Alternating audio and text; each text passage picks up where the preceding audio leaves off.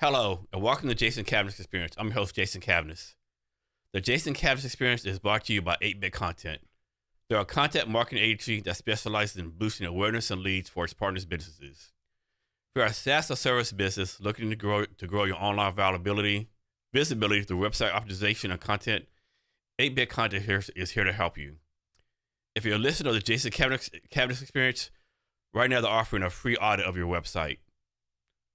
Go to 8bitcontent.com or email will@8bitcontent.com. We're also sponsored by Solid Labs. Solid Labs specializes in delivering state-of-the-art IT services and digital transformation solutions to business. The expertise lies in harnessing the power of IoT, AI, and machine learning to streamline your operations and drive innovation. Our guest today is David Boyd. David, thanks for being here today. Pleasure. Yeah, happy to be here. Excited. So, I always try to start off with a softball question. Talk about something that you either do for fun or hobby or how you take care of yourself. Oh man, how much time do you have? I have 3 small kids, a 5, a 3, and a 1-year-old. And so my well-being is something I try to take, great care of and be very mindful of. And so I, get into the gym 3-4 days a week. I have a sauna at the house I get into. I have a cold plunge at the house I get into every morning.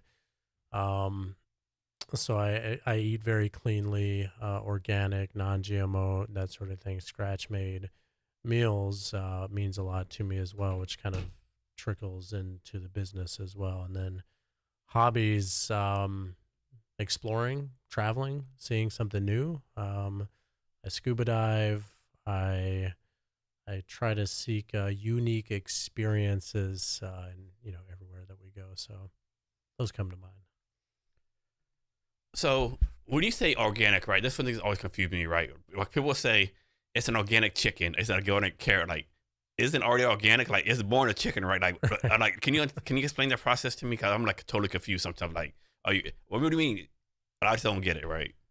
For something to be certified organic, according to the USDA, it has to be free from synthetic herbicides, fungicides, pesticides for 5 years. So they'll come out and make sure it has been so, and they can't use any synthetic herbicides, pesticides to grow the crops. And then for the chicken, it couldn't have eaten anything that was deemed. So is that like honor system, or some actually go to these farms like every 2 or 3 months and check it? Like, I don't know. I hope there's some. I would think with the USDA, there's some guy in a black suit talking into his sleeve, looking at your corn of crop corn. Yeah, I mean, of course, you want to believe everyone's trustworthy, but still, like, what's the thing? Trust but verify. Right. Yeah. So, how important is eating organic to your health? Tremendously. So, non-organic foods, because they kind of blast all of the crops with just a few compounds of nitrogen, potassium, phosphorus, a few other things. I'm probably butchering exactly what it is. But our bodies need something like about 52 minerals and compounds that are available on organic foods. And so we come across sicknesses and ailments because of deficiency and toxicity. Toxicity, you could throw a rock and hit something that's toxic in the world today. Deficiency comes amongst other places from the before mentioned areas where when you have conventional farming and all of the natural nutrients in the soil are just wiped out because of those pesticides, then they replace them with those synthetic fertilizers, and the spectrum isn't as diverse as they would be if they were living in a living soil. The soil itself has just kind of been more eradicated as well. There's also natural yeast and bacteria that should be living on your foods as well, which are not present in conventional farming. So through organic farming, you have those natural yeasts and bacteria and enzymes that your body needs to be able to pre-digest the foods and break them down and then absorb those nutrients even more so. So this might not be your warehouse, but like I was in Vietnam for 90 days, right? I just got back for 90 days. Awesome. And it's like, you can taste the difference of food, right? And over there tastes so fresh. I can't make this taste yet. It's almost like I can taste the processed stuff in there, right? Like, why do you think we do that ourselves? Just like people making money, or just like money? It's just a crazy. it's like yeah, it's just if you go overseas, the food just tastes different, right? Yeah, it is. And there's so many things. There's so many GMO crops that are banned across, the pond in Europe. And another thing, referring back to the organic, is irradiated food as well. Not sure if you've heard about this, but peanuts is a very large irradiated crop. There was a big salmonella outbreak 10 years ago or so. And ever since then, they passed literal radiation through it to kill off any microbiomes that may be on the food. And then you go overseas or, to Vietnam, and the food is just untouched. And as it has been produced in living soil, which I think you can also taste the difference there when it's grown in depleted soil, I think the nutrients that you're going to get out of that are just far different from something that's just grown out as it was meant to be in living soil with, worms crawling around and actual an ecosystem going on in there. And I think that translates to same kind of perspective if you were to eat like chicken versus duck, because that duck is flying around in multiple environments, it's eating more things, also because it's moving its wings and its body more, the taste that you get is going to be different from that. Or beef versus venison, it's going to be different because it's eating a more diversified. So same thing with the plant, when it has a more diversified ecosystem that it grows out of, I think you get different compounds and amino acids or whatever going on. I don't know the science behind it, but I think it has something to do with that. I mean, something simple like I'm kind of exaggerating, but in Vietnam, you buy an apple from the store and leave it out. Within a day or two, it's gonna start bruising, right? And it's noticeable. Here in the States, you can leave an apple like a year and it still stays red, right? Yeah. I mean, it's not natural, right? It's not. It's scary. And then you see, like, what is it? They had a thing where they left some like French fries from fast food places in a trunk for 2 years, and they opened it up or whatever this extended period of time, and it looked exactly the same as the day they put it in there. And then imagine you're eating that. Yeah. Things aren't meant to stay fresh that long. We're not meant to eat strawberries year round because they are a summer hot weather climate. And so then to get those apples or strawberries here, say in the Pacific Northwest, where it's not hot in the wintertime, they have to pick them early so the natural sugars haven't developed as much yet, and then ship them across the world and preserve them so they don't die while they're on a boat in the South Indian Ocean or whatever. And you taste it. Is most of your menu or all your menu items like organic? We, by nature and our DNA as a company, we source organic, non-GMO, wild-caught ingredients. With our in-home meal prep service, we have clients that ask us to shop at different places. So we default to that, but we do have some clients that are just like, I just need food on the table. I have, 5 kids. We work all the time. I don't care. I just need lots of food, and I don't want to have to think about how it gets there. Does doing your approach make it like more expensive, more harder to do? Like, would it be easier just like have any kind of food on the table versus like being organic? Or is that more like your brand that you want? I will not do mainstream food. So we started with the in-home model. We're actually launching or just launched this past week a delivery model as well. We're going to source 70+% organic, wild caught, non-inflammatory seed oils. And I always said, and we will not use plastic containers and just inundate the environment with plastic that we've contributed to being here anyways. I always said I will never do it if it means contributing a bunch of plastic waste into the environment or garbage ingredients that are, not healthy for people. I won't do it. So why is being so climate friendly or climate positive, for lack of a better term, so important to you? I think it matters. I think the next generation, like I mentioned, we have 3 small kids, and I think with or without kids, the next generation is going to look back on us and say, you had all of this evidence. You either chose to do something or you just sat by and didn't change a thing. So either thank you for making a change, or what's up with that? Why didn't you do anything different? And I want to be on the more positive end of that. I think it matters. When I was in culinary school in Le Cordon Bleu years ago, 14 years ago, I went to this slow foods club, and this was in Atlanta. And it's not like barbecue where you slow roast a pig or something. It's the opposite of fast food. You take time to slow down and really kind of see where things came from, and the story behind it, so to speak. I think before that, I grew up and I didn't really have a background and a perspective in wanting to stay so hyper focused with sustainability and organic foods. But I have a sister. She has a daughter, my niece, and at the time she was like 3 years old, and so they lived a couple hours away, and I was the only thing I had closest to a kid at that time. And so I started to really kind of think about what she was eating and how she was growing at the time. And so I really started to really care more about it at that point, and really start to learn about like what are some of the things that they do with GMO. And that's really it, kind of sprang from there, and it's just grown as I kind of learned more about it. It becomes more of a passion of mine. As What do you see the future of climate change being, right? Because I think maybe make this up. So like some people are like, humans are evil, humans destroying the earth, what are we doing? And other people are like, okay, climate change is real, but like it's just a cycle of nature, right? There's nothing that man can do, right? And I'm not a scientist, I don't know which way to go, but yeah, a part of me says, yeah, it's obviously something's going wrong, because I saw a picture of Arctic like 1895 to now it's like completely different, like with no ice there.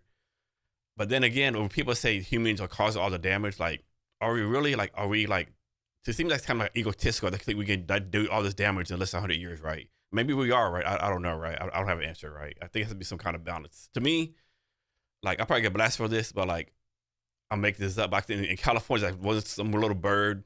They stopped all this advancement of stuff to save this bird. I don't know about that, right? Now, yeah, someone said, hey, we got to stop all this advancement to save the bees. Yeah, the bees are very important, right? I get that. But some bird, I don't know. I think both sides need to do a better job of like branding themselves. yeah. I know it's like a kind of a red tent, but yeah. Yeah, that's a good question. Do I think the Earth has seasons and it can be cyclical? And yes. Do I think humans have the ability to impact that? Yes. Do they have the ability to impact it on a very large scale? I don't know. Feels like it has been impacted. If you kind of look at the numbers of how much CO2 has been put into the environment, and I mean, we don't have, I guess scientists would say they have other things to go off of and historical data, kind of going back in time. But what else do we have to base it off of? Do we have the last time the earth heated up like this, like with a thermometer sitting out, who Yeah, knows? who's measuring this stuff for the year 10,000 BC, right? Who know exactly, right? So what are we countering it to? Um, but I do think my perspective on it, for me, is I'm gonna do the best I can and not get all stressed out about the rest. I'm gonna do Yeah. the best within my abilities. I think humans do have the ability, and I don't think all humans are evil and doom and gloom by any means. There's some, people are amazing. Humanity is a beautiful thing. To be on this earth, this God-given earth is amazing, and I'm grateful for it and to be a part of it. I think as a society, we can have some things that are a bit curious that make why would we do that? And I think people want to make a change. I think more and more, with especially younger generations, want to make a change. I have a friend that has three teenage kids, and there's something now called climate anxiety, if you've ever heard of it, where they are full of anxiety about what the world is going to look like for them in the Mhm. future. And I get that. And so, yeah. Yeah. I mean, I don't know. I think I think you have a good attitude. Like I know some people will say, "Why should I care about the environment? Why should I do anything when China and all these other countries have all these plants pollution?" And of course, like a lot of people realize that air actually comes over here because air like circulates. I mean, my thing, the attitude like take care of what you can't take care of, right? There's nothing you do over there. Like it's crazy. So I was in Vietnam, the rivers like real polluted, right? I mean, they're pretty bad, right? Wow. Well, it's crazy. People say, "Oh, you should have been here 20 years ago." Worse. Yeah, they say it's Really. clean. I'm like, "Oh, damn!" Like, Wow. this is clean.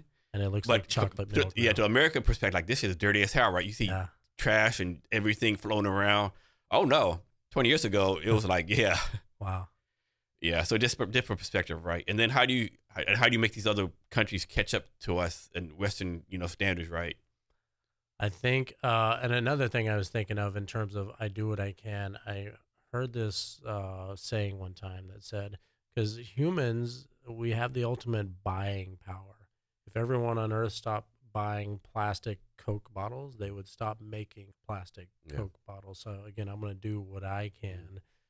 And what do we do to get other countries on board? Gosh, it's a good question. I don't know if like trade embargoes or something. Yeah, I don't know. It's money. Like Yeah. my wife, like we're all super hippy dippy Mhm. about this stuff. Like I don't sleep with phones nearby me because of the EMF Yeah. radiation, right?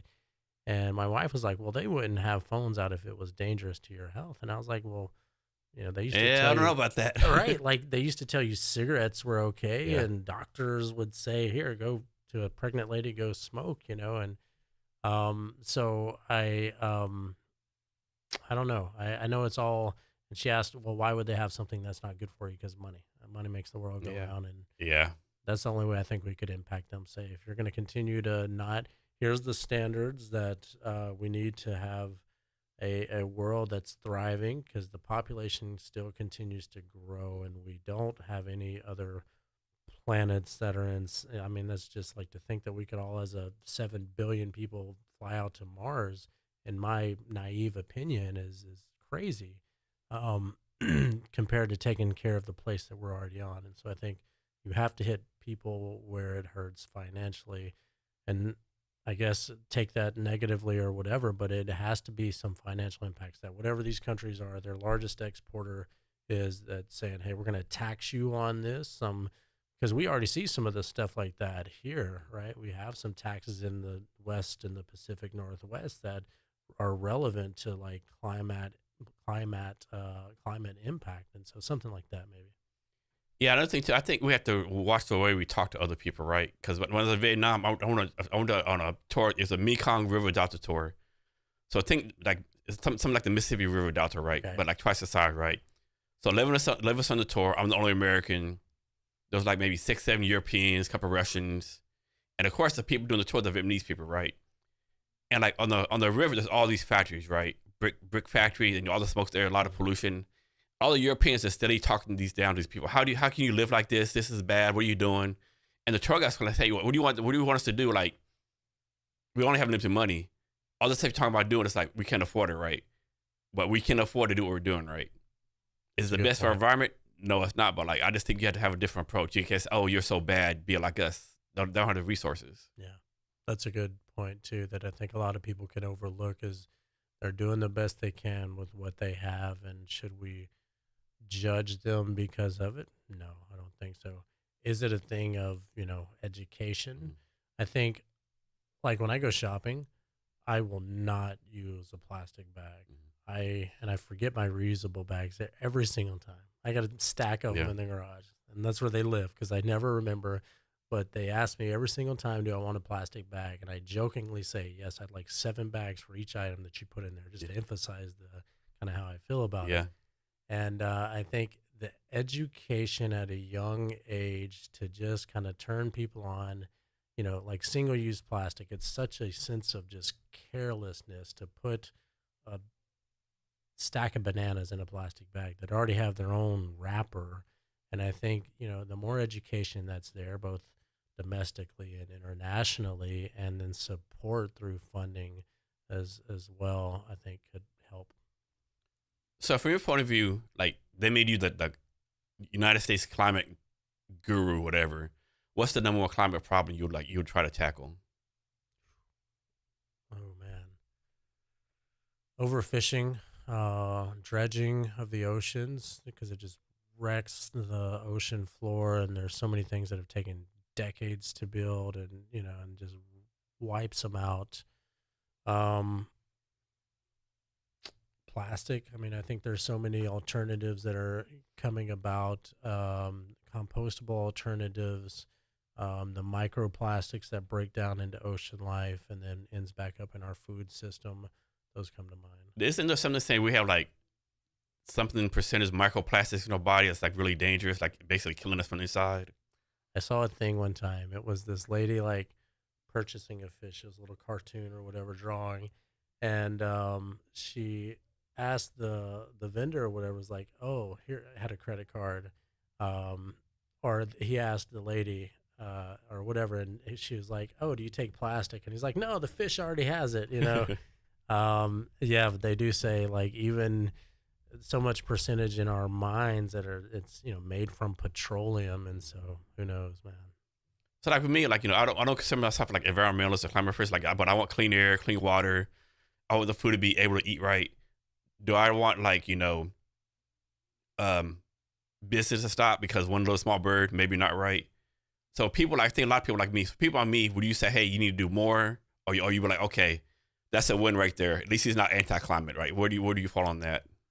I think small changes, small ripples make an impact a long way away. I mean, like I mentioned, we travel a lot and we have three small kids. It's absolutely impossible for us to try to eat well whenever we're out and about. And so we do what we can. And then when we're out and, we try to make small changes, because I think when you make a small change and you take it out over time, you can have a chasm of difference between where you were and where you want to be. So making the intentionality decisions, caring enough, I think like mentioning before, like I go shopping and I'm like, I will not do a single use and never say never, but I one out of 100 times maybe, but I will not use a single use plastic.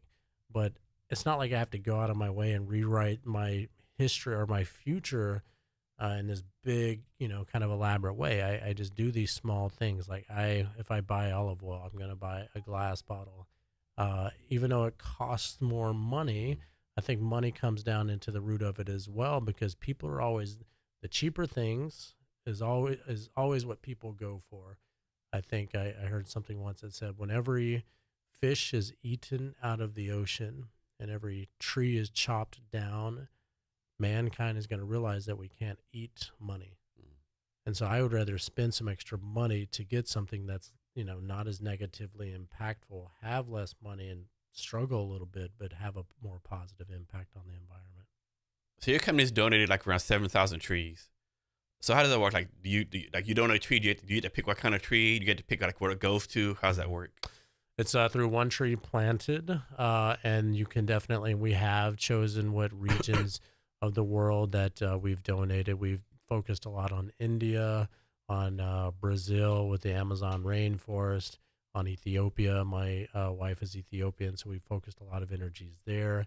We focused a lot of energies in the Pacific Northwest to provide trees for spawning habitat for the king salmon to have places to lay their eggs to help their numbers regrow as well. So it's just a monthly subscription we donate to, and then we can pick wherever it goes.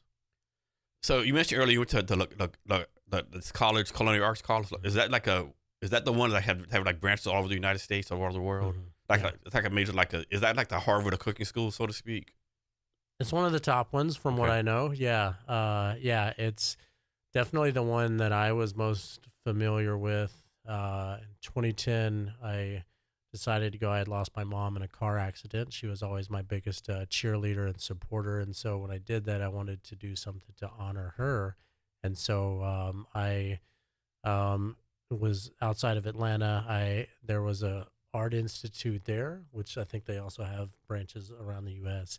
And I had started to enroll in that, and then I heard that there was a Le Cordon Bleu there that was about to change the curriculum to just a certificate. And because it was familiar to me, I switched immediately and enrolled. Is it like a hard process that you have to apply? Like only a certain percentage of people get in, or everyone gets in? I wish I could say, Is it yeah. okay? I wish I could say like you had to chop, Yeah, these vegetables. Like, yeah, you're yeah. cut, you're chopped, You or can't whatever. even cook. You can't even boil an egg. You can get in here. Can't boil water. Get out of here. Uh, yeah. I mean, I did it all myself. I didn't Okay. really have kind of much support at the time, which is fine. I kind of figured it all out and enrolled myself and went through all. I mean, they had admissions Yeah. reps that helped you, right? Because that is definitely not my happy place of detail-oriented paperwork by any means. But it was an intense program. Like it was culinary and then academic. Like we would do culinary anthropology and study the history of And how long food is the and school? 2-year Okay. associate's degree, and Okay. I was working 2 jobs on top of Man. that, and it was intense. Um. So does this like set you apart from other chefs? Like, do people look at, oh, he's a good chef. He's been like qualified or certified by this no school, versus you just started cooking. Have you gained any benefits from it, you think? Yes, I think so. Before I went to culinary school, the area that I grew up in, because I had worked restaurants most of my life, but it was all like corporate chain restaurants where you open a bag of mashed potatoes and you don't really have technique that Mhm. goes into how to make things. I could cook a steak really well on a grill, but the classic French techniques, which drive all cuisine, whether it's French, Italian, Asian, whatever, it's the techniques behind it. I learned there. It definitely opened up some doors because of the piece of paper that it had. And then I learned a lot while in the field and working in restaurants and stuff. I, as I mentioned, I had a lot of reasons, emotional reasons for going to honor my mom. So I nerded out on the techniques for so long. I would like go to sleep and dream about how to pan saute shrimp and make this blah blah blah sauce, and just almost like obsessed about it. So either what happened or when did you learn that, okay, you know what, I'm kind of good at this. I'm really good at this. I need to figure out how to way to make some money doing this. When did that happen? Talk about that process. Yeah, good question. I always knew I had a knack for it. It was something that I could always do. I had grown up in the kitchen with mom, and that was just a way to connect and stir this, watch this. Super pedestrian hamburger helper, like, nothing really special. But and I did it as a summer job in high school and all these things. And I was like, yeah, it's easy. I can do it. And then as I continued to kind of learn my craft and just really kind of lean into it more, I knew I had the ability to like make flavor and texture combinations that were unique and worked and balanced of heat, acidity, spice, umami. And so I still worked in restaurants even after that for years. And then I kind of got to a place, I moved to Washington State to work at a resort up near the North Cascades Pass. And then I moved down to Seattle, working in some restaurants here. My wife and I were engaged, and I knew that just kind of the restaurant lifestyle of nights and weekends, long late hours, typically a toxic environment, toxic ingredients, and a ton of waste. Just didn't fill my cup any longer, and so I wanted to still, and it paid pennies on the dollar. So I knew I had to do something different. I had to use the skills that I had essentially, I was like an electrician and a plumber for a couple of summers outside of cooking. That's all I'd done. That's all I knew how to do, really. So I had to take that and give it, play the hand I was dealt kind of thing, right? And give it my best shot to create this life, this ability to have a life with my wife and I and our, kids whenever we had them. Um, so I knew cooking, but I knew nothing about starting or running a business, and I had to learn all of that. So the school didn't teach you any business stuff. It's just straight cooking. They did. There were some like administrative or leadership courses, but at very superficial level, like not really at all. And I think, and reflective as well, as at the time, it wasn't on my radar when I went to culinary school. So maybe I didn't focus as much on those classes versus how to, souffle, blah, blah, blah, or whatever. And so, yes, they also had leadership courses and management courses that you could have taken, or other programs would have offered that, but I didn't take those. So, surface level. So here's one for you. What is a crazy combination that people would say there's no way that tastes good actually tastes good? Like, I mean, like suppose like a banana and red pepper, or like some kind of vegetable, like some combination. Like there's no way, but like peanut butter and banana, right? Yeah. What's a crazy combination out there you come across like, man, this is like tastes damn good? I got a few for you.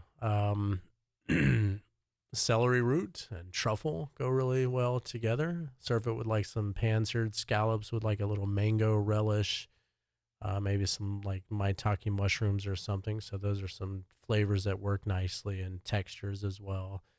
And then I did this one thing. So there's a It's kind of like salami. It's called braciole, and it's like a cured top round of beef and a little slice, kind of looking like salami. And so if you take that and some like goat cheese crumbles and like wild strawberries and like aged balsamic, just the flavors of those alone are like it's like the movie Ratatouille where he eats a thing and Yeah. there's like a whole carnival going on inside. Those come to mind. So let's suppose someone does have a lot of money, right? And they're cooking for themselves, either for themselves as a bachelor, or to have a family, right? What's some like go to meals they can cook for themselves? That like kind of like, inexpensive, but still like okay. They cost a lot of money, but I still taste like chef level cooking. I think seasonality and local ingredients. If someone can get out to the market and be adventurous with the ingredients they want to try, I think I love seafood because it's so diverse. So just some roasted salmon with asparagus and fingerlings, a little like lemon, parsley, herb sauce on the top would come to mind. Or actually, and like a bolognese sauce is always a good hearty ground meat, beef, veal, pork, mirepoix vegetables, onion, carrot, celery. Cook all those down. Red wine, reduce it down. Tomato, cook that down. Finish it with a little cream, and it's approachable, but it's solid too. So what's more important when you're cooking? Is it more important your taste buds or your smell, or the equal, or something else matters? All the senses. Okay.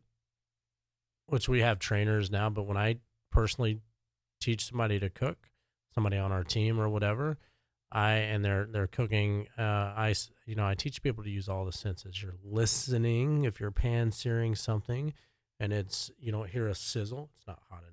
If you hear some pop pop splatters, it's too hot. So you want to hear a nice even kind of sizzle. Smell, the olfactory taste. I always tell somebody that it doesn't matter if you've made something like 12 million times, it's going to come out different the 12 millionth and first time. So taste, taste, taste. If you don't have a cup with a bunch of spoons and you go through it multiple times throughout the day, you're not doing your job right. If you're not tasting throughout the way, the taste is the most important thing. It doesn't matter if you, again, have made it a million times, you still taste it every single time because it's going to be different every time. And talk about the points of like the presentation of the food. Like you go to a fancy restaurant. This is a bad example, but presentation at a Big Mac at McDonald's is way different from like at a 5-star hotel restaurant, right? Yeah. I think quality ingredients, do as little to them as possible. You want color diversity. You want negative space on the plate. So you want to see a big, white, clear plate, and the food to take up about, the center quarter or third of that plate at most. So you still see all of that negative space.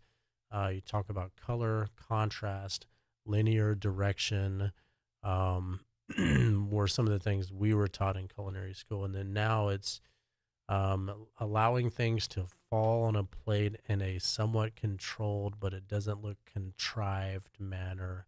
You'll see a lot of like things that are kind of crisscrossed along the plates and still kind of following maybe an elliptical kind of curve, a crescent moon kind of shape or something like that. So let's someone would suppose of course, there's a big difference between a chef and a cook. But suppose someone's a chef or cook. How long should they stay at a restaurant before they move on for career advancement? Like, suppose I'm a chef or cook at the MEC Suites 13 Corners Hotel, and I've been there for 2 years. I mastered everything. Like, it's not like you should move on and do different things, right? Or is it more? I don't know. What do you think? Good question. Depends, I think, on what someone's goals are. If somebody wants stability and benefits, and depends on maybe where they are in their life, right? Maybe they have a family and they want to have something that is stable, versus somebody just out of culinary school that wants to take over the world and learn everything. I think somebody that, and then also then, because you can learn so much at a place, depends on how much they change up the menu. Like if I were working in a restaurant and they never changed their menus, I would get bored and I would have to quit because I have to do something different. I can't do the same thing over and over and over again. People ask, what's your favorite dish or favorite thing to make? It's to not make the same thing twice. But going back to the question, I think if you're wanting to learn more, then you need to go to some different places. I think I would, as a person that recruits and hires chefs and people. If I see somebody that job hops and they're at a place a year or less, I'm not going to hire them. If I see they've been there, a year and a half, 2 years, I'm like, all right, we could get some value. They could learn. We could both grow together. So I'd say year minimum. Otherwise, you look like a job hopper. Yeah. So how do you hire your chefs, right? I think you have like 10, 15 chefs. Like, there's some kind of cooking test. What's the process for that? We source from a few different platforms: Indeed, ZipRecruiter, Craigslist. People reach out through our social media channels. They reach out to our website directly and apply there. We do a written menu writing assignment early on in the process, so that because the in-home meal prep service, our chefs come up with a different customized menu for each client on a regular basis. And so the ability to be creative is a foundational piece of what it means to be an in-home personal chef at Down to Earth Cuisine. So we get them writing a menu, a sample menu, some rubrics around that, so we can easily see, is somebody putting together a romaine salad or, braised sherry beet salad. You can see where somebody's at on their menu creation, or you can see if they just went out and Googled it, and they're faking it till they make it. And you're like, BS, I call bullshit. And then, yes, they'll come in and they'll do a working interview called a stage in the culinary industry, from the French term to be on stage, a stage. So we'll get them in the kitchen and somebody can put together a nice resume, but we want to see how well they, one of the things I personally look for is how clean they work. I think that's the mark of working in a really nice place. It brings back some horror stories of some places that I worked at, but we want to see how clean they work, how much food theory that they actually have. If we tell them that we wanted them to make a lemon chicken piccata, do they freeze up like a deer in the headlights, or are they like, oh, and start firing off answers, knife cuts, pan searing, sauteing skills? And so we pass them through a pretty rigorous test. And suppose you have a customer, right? Do they get to tell you, hey, I know this week's menu is like based on fish, but I really want, ribeye steaks, right? How often, how much input do they have as far as the menu? All day, every day, fully customized with the in-home model. So we do in-home meal prep services where the chef will go to the client's house, cook a week's worth of meals at a time, put it into Pyrex containers, and then the client heats it up throughout the week as they want. So breakfast, lunch, dinner, whatever they need help with. We don't, in that model, cook and serve. We do a lot of private dinners where we come out and we cook and serve.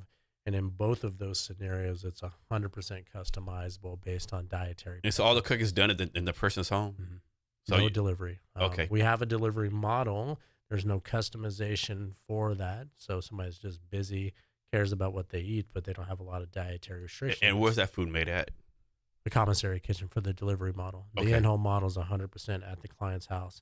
The delivery model is out of a commissary kitchen. Okay. And that's here in Seattle somewhere? Yeah. Or? Yeah. Okay. Yeah. So how do you, so this sound messed up, right? I think a lot of people might have the impression or stereotype like your service is only for rich people. Can you explain, like, because I'm assuming that's not for rich people. Can you explain like how it's actually affordable for the day-to-day people? That's not for rich people. I think it's for somebody that cares about the food that they eat. They're tired of the decision fatigue, running around in the hamster wheel of trying to figure out what's for dinner on a regular basis. They've had the same Thai curry takeout the last 5 weeks in a row. It's repetitive, and they're tired of trying to figure it out. They care about what they eat, and they don't have enough time to sit down and cook for themselves, so to speak, on a regular basis. And we have clients that are, all up and down the spectrum in terms of financial capacity. Our delivery model is definitely a more financially approachable model at the sacrifice of the customization. And then the in-home model is, because it's customizable, the chefs that we hire require a higher level of the ability to create menus, which comes with a certain level of experience. So it's approachable, and we have different options to make it more so. So talk about how you do this, right? How do you make sure, like, your chefs, I'm assuming you do some kind of background security check. Talk about the process of making sure these people, you send these people's homes are like, really who they are, right? And not some, lack of a better term, some random criminal, know. So what's the process for that? Yes. insightful questions. We do background checks across a national database, and there's just definitely certain things that obviously they wouldn't make the grade to come into somebody's house. Um, and beyond that, we hire through the lens of personality first, because we're in such intimate spaces, families, homes with kids and nannies, and so we've turned away people that are great cooks, but they didn't have that outgoing, engaging, communicative, positive demeanor, and it's just not a good fit for that in-home model because they need to be able to, do the things, chop the veggies, and chat as needed as well. So I'm sure this has never happened, but what would you do in this situation, right? Like, suppose you had a chef, like, 100% positive reviews, everyone loves him, right? And you have a customer, right? You know, great customer, but the customer, that chef left, right? So you bring this new chef on. So basically, the previous chef loved the client, everyone loves the chef, so you perfect match. For whatever reason, they clash, right? And the personality clash, whatever. Like, how do you handle that, right? Like, the chef's like, man, I don't know what the other chefs thought of these people. They're horrible people. The family, like, my God, this is the best you got. What are you doing here? Like, how would you handle that situation? We do general chef rotations for quite a few reasons. Geography, availability, plays a big part into that, but also personality matches as well. So we always tell clients if for whatever reasons you don't enjoy the chef that you're with, maybe they make great food, but they have smelly feet, then we'll get them lined up with another chef. Likewise on the back end, like we go a long ways to protect our chefs against clients that aren't a good match as well. Like we want to make sure we're putting our people into good places where they feel comfortable as well. Those are our team. Those are our clients first before our paying clients. So what if, I'll make this begin. What if a chef calls you, hey, David, just let you know, client Mary Bell Smith had me, I don't know, wash clothes for her, right? You're like, dude, that's not your job. Like, customer service always goes so far, right? Yeah. Yeah. We're not housekeepers. We have a kitchen organization service if somebody wants to define that and have us come in and organize things, but we're not cleaning somebody's litter box or washing their dirty socks or underwear. It's just not what they have us coming in for. And we had a situation like that recently where the person went into a client's house and it was just kind of a disaster. And we were like, sorry, we just, our delivery model may be a better fit for you. Yeah. It's not a good space to have somebody to come in. No. Yeah. So define this sustainable meal delivery service. What does that even mean to be a sustainable delivery meal service? When we started this, I always said that I will never do this if it means contributing a bunch of plastic into the world. So we use compostable containers. We use compostable ice packs, which are reusable. We use compostable portion cups. Our compostable containers don't have toxic plastic liners, which a lot of people don't realize. A lot of those containers and coffee cups have a little plastic lining in them to keep the food from permeating through it. We, again, in that business model, we donate to environmental organizations that plant trees on our behalf, remove plastic from the oceans on our behalf, and then we donate meals both locally and abroad. We use the organic, non-GMO, wild caught that's, in our DNA as a company, non-inflammatory seed oil. So we're only using like avocado oil and olive oil. That's how we approach sustainability through a delivery model. So you're in Seattle, San Diego, LA, Orange County. Like, why those cities, right? So you started in Seattle, correct? Mm-hmm. So why not Portland or Boise? Like, why those cities? Talk about your business planning process for deciding on these cities? The penetrability of those markets. San Diego started it all. I have a close friend down there. He has a business. We are good friends, and he's like, Dave, I need you here, man. We're so busy, him and his wife and two young kids. And I was like, well, cool, let's make it happen. I think when you set the vision for something, it activates the reticular activating system, the part of your brain that when you buy a new red sports car, you see that new red sports car everywhere. So by you putting a flag in the ground and saying, I'm going to do this, it allows your thought process, your mind, your body to follow that and to make a way for it to happen. And so San Diego is the first market because it's not oversaturated compared to San Francisco, which is completely saturated. There's enough money there. The demographics are there. Orange County also have a friend that is there that needed our services. LA is just a hop, skip away, and then we're actually about to launch in Vegas as well, just because of the marketing efforts have paid off. I'm guessing each city has its own like distinct menu based on city, region, or something like that. So there are no set corporate menus. Each of the chefs write their own menus for each of their own clients on a regular basis. So it would have something that the chefs in each respective locations write. And we hire chefs that can write menus from all over the world. We would never hire a chef that only did Italian food, Okay. because as amazing as that may be, it's going to get repetitive after a while. So no specific standard recipe for each location, but inherently the people that live there are probably going to cook a little bit different in Yeah. LA than what they would cook here. Yeah. So can someone come to you and say, hey, me and my family, we're kind of overweight. Can you help me do a meal plan that like help us reduce calories, reduce whatever your case may be? Absolutely. Yeah. We work oftentimes with clients that want to lose weight. We just onboarded 2 days ago an individual that wanted to lose weight, moved here, works all the time, lives in downtown, tried every big box delivery, no success. So we can recommend things that are going to help them lose weight, as broad or narrow as they need us to be. We're very familiar with counting macros and specific caloric intakes. We've worked with, I'd say 70+% of our clients have some dietary restrictions that we help with, both from moderate to very significant. We have professional athletes in all three major sports in Seattle. We have clients that we are helping to fight cancer, and what they eat is obviously, very important. So could we come in and help somebody lose some weight? Yeah, we would recommend maybe a keto diet or low sugar, low glycemic, low carb, that sort of thing. So I'm sure this has never happened, right? Like, suppose you have a client, right? And then you need like maybe 2 months, and you know something, man, all their meal prep, everything else for like this really bad. Like they're eating like, I don't know, pork chops every day, fatty foods, nothing healthy. And like, man, they're getting a lot of weight. They're getting really healthy. Do you like try to give them a hint, like maybe to eat better? Or it's more like, okay, that's not my business. My business is just prepare what they want, and that's it. We always tell chefs to turn off your chefy instincts and just listen to what the client needs most. And if we have a client that wants to eat pork chops and applesauce every day of their life, then do you. Okay. Yeah. But it has to be hard not to say anything, though. But just like you said, it's not your business, right? It's like you're not the health doctor, so to speak, right?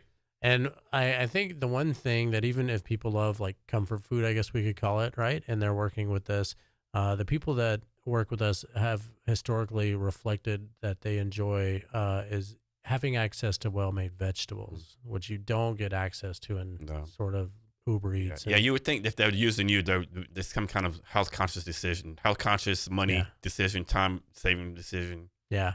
Generally, I think the client that wants the pork chops and mac and cheese every day of their life are less common because of the demographic of the people that reach out to us. Like, we don't cold call people reach out to us because they want to be healthy. So less commonly, like if you have clients that have kids, they're going to want all the kids' foods and Taco Tuesday and chili and all that stuff. We're happy to make it. Do y'all do desserts like cakes and pies also? Mm-hmm. Okay. Yeah. We can help with breakfast, lunch, dinner, snacks, desserts, smoothie kits, juicing. We can help make, food for so pets. the one chef does all that. You have like a chef to do the main dessert, main food. You have like a baking specialist to do something else. All of it. They have to be able to do it all. Okay. Yeah. So how does it, like, obviously you don't have time doing the chef test cook, whatever you want to call it, to say, hey, cook all these foods, right? You just say, hey, tell me what foods you don't know. And they say, I've never cooked Indian food before. And you teach them how to cook Indian food. How does that work? We, back when I was recruiting and in the kitchen, which I don't, do now, I maybe do about 5 things a year personally now. But when I was in there and I would be recruiting and somebody would come in for a working interview, I could tell in the first 5 seconds when they walk in the door if they have what it takes, technically speaking. How do they carry themselves? Do they have clean stuff? Did they show up on time? I could tell by looking at the knives that they have. Do they have just garbage Walmart knives or something like that, or they have some nice Japanese blades that you Mhm. can tell they hand sharpen on a regular basis. That's going to tell me how invested they are into their craft of culinary. And then we'll ask them as well. And if they are lacking in a few areas, then we'll advise them to kind of, this is actually a great playground and a great testing ground because they get to try out new techniques and stuff for clients. And once they especially establish that kind of relationship with the clients are like, we're your guinea pigs. If you want to try out this new Vietnamese thing or this thing that you Indian dish that you haven't tried before, let us know and we'll be happy to be your guinea pigs. It's because you have to make these foods that are specific to the client's requests. Maybe they can't do dairy, gluten, garlic, onions, broccoli, or whatever, but they still want a diverse menu. And you have to, by nature, we don't dictate the types of menus, but we say it has to be something from all over the world. We don't repeat items, and it has to be a rotating menu. So necessity being the mother of all invention kind of goes to work in that case, and then they start to come up with things that's outside of their comfort zone because they have to, and they learn tremendously. I think when I first started, when it was just me in the business, I felt like I grew more culinarily speaking in the first 2 years that I had of being in that business than I had in the previous 10 years combined because of that reason. So I'm guessing you're more involved running the business versus actually cooking every day. But how do you make sure that you keep your craft up, Like you try to cook once a week for your family. Like how do you make sure your cooking craft skills are still superior to other people? I cook at home. My family is my guinea pigs, and I always tell my kids you don't get the luxury of being picky. You have to try it, and I don't have time to cook a lot. When I get to, I enjoy it whenever kind of the noise settles down a little bit. I think as much as I do love to cook, and it's always a passion and will be a passion of mine, and I still get to try out new ideas that I have, my passion, I think, has shifted a lot from being in the kitchen to how can I, help to grow this to show that it can be done sustainably. And ultimately, the long-term goal is to have this running more on its own, hire a full CEO so I'm silent, and then I can homeschool my kids. That's my ultimate dream. So let's suppose like there's some kind of cooking contest, right? And you're in it, right? First prize win is like $1 million, right? What's the dish you're making to compete that you think, okay, this is my dish. This one dish is going to win me this big prize? I don't know if I have an answer for that because I'm going to go to the market and see what they have today.